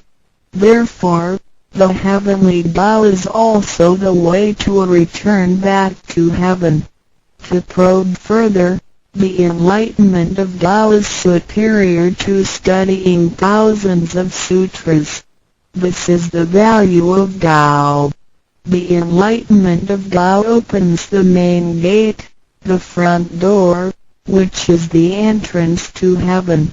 It gives us the guarantee to be exempted from rebirth cycles and to reach eternity. The superiority of this enlightenment lies in that it surpasses Buddhas and saints, it exceeds the scope of sutras and dharmas, and it transcends the universe. Tao is therefore source of all sutras, king of all dharmas, mother of all Buddhas, and creator of the universe. Transcendence of rebirth cycles leads to eternity. Being imperishable, Tao never deteriorates, and we had never lost it at all. Hence Tao is the direct way back to heaven.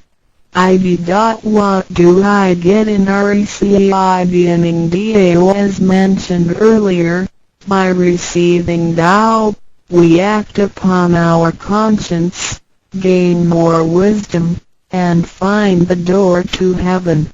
In addition to these basics, we also benefit from the following for our lifetime. Being away from sufferings and closer to happiness. The troubles and worries we face in our daily lives mostly result from our disregard of the true self. Receiving Tao helps us to recognize the Tao that has been dwelling in us and to restore the beauty of the true self, so that our behavior and mind is free from being controlled by the earthly pleasures and being swayed by the losses and gains of the material world. Since our minds are cultivated spiritually, devils would not approach and get close to us. Thus, our fortune can be altered from bad to bright, and we can obtain real joy. Being away from disaster and calamities. Tao has been passed on through generations to one single master since the beginning of human history. The thread of its passage weaves through ancient civilizations, including China and India. However, in recent centuries, human beings had been trapped by materialism and a weaker sense of right and wrong. Wars prompted the development of powerful lethal weapons. In reviewing the thousands of years of human history, we realize, in just less than 100 years, there had been 2 major world wars, which caused numerous killings and tragedies. The abuse of science and technology has also destroyed the ecology, causing damage to the ozonosphere and the unbalance of the climate.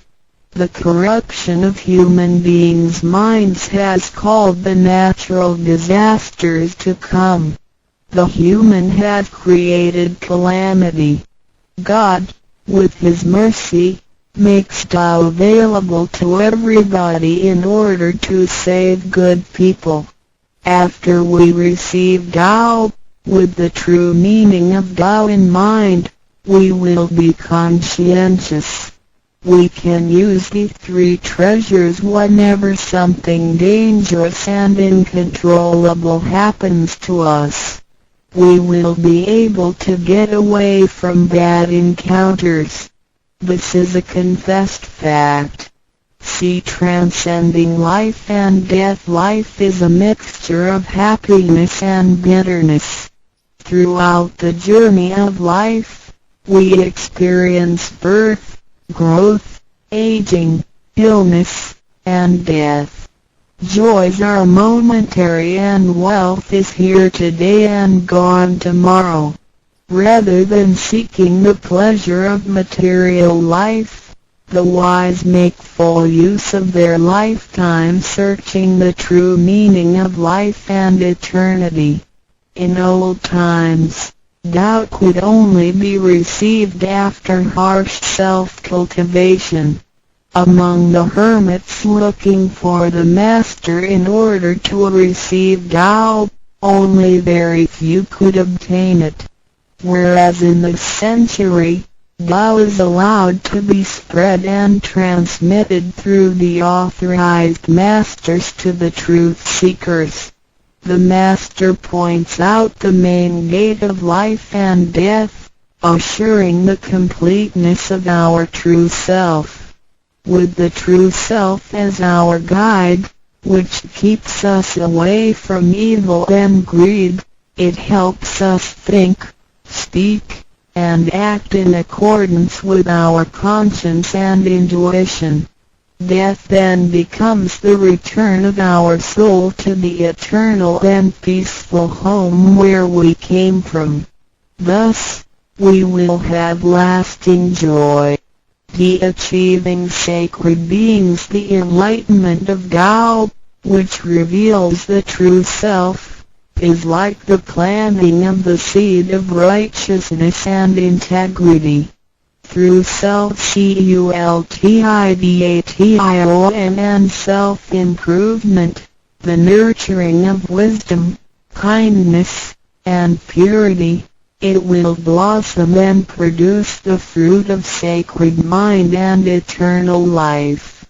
In time of overwhelming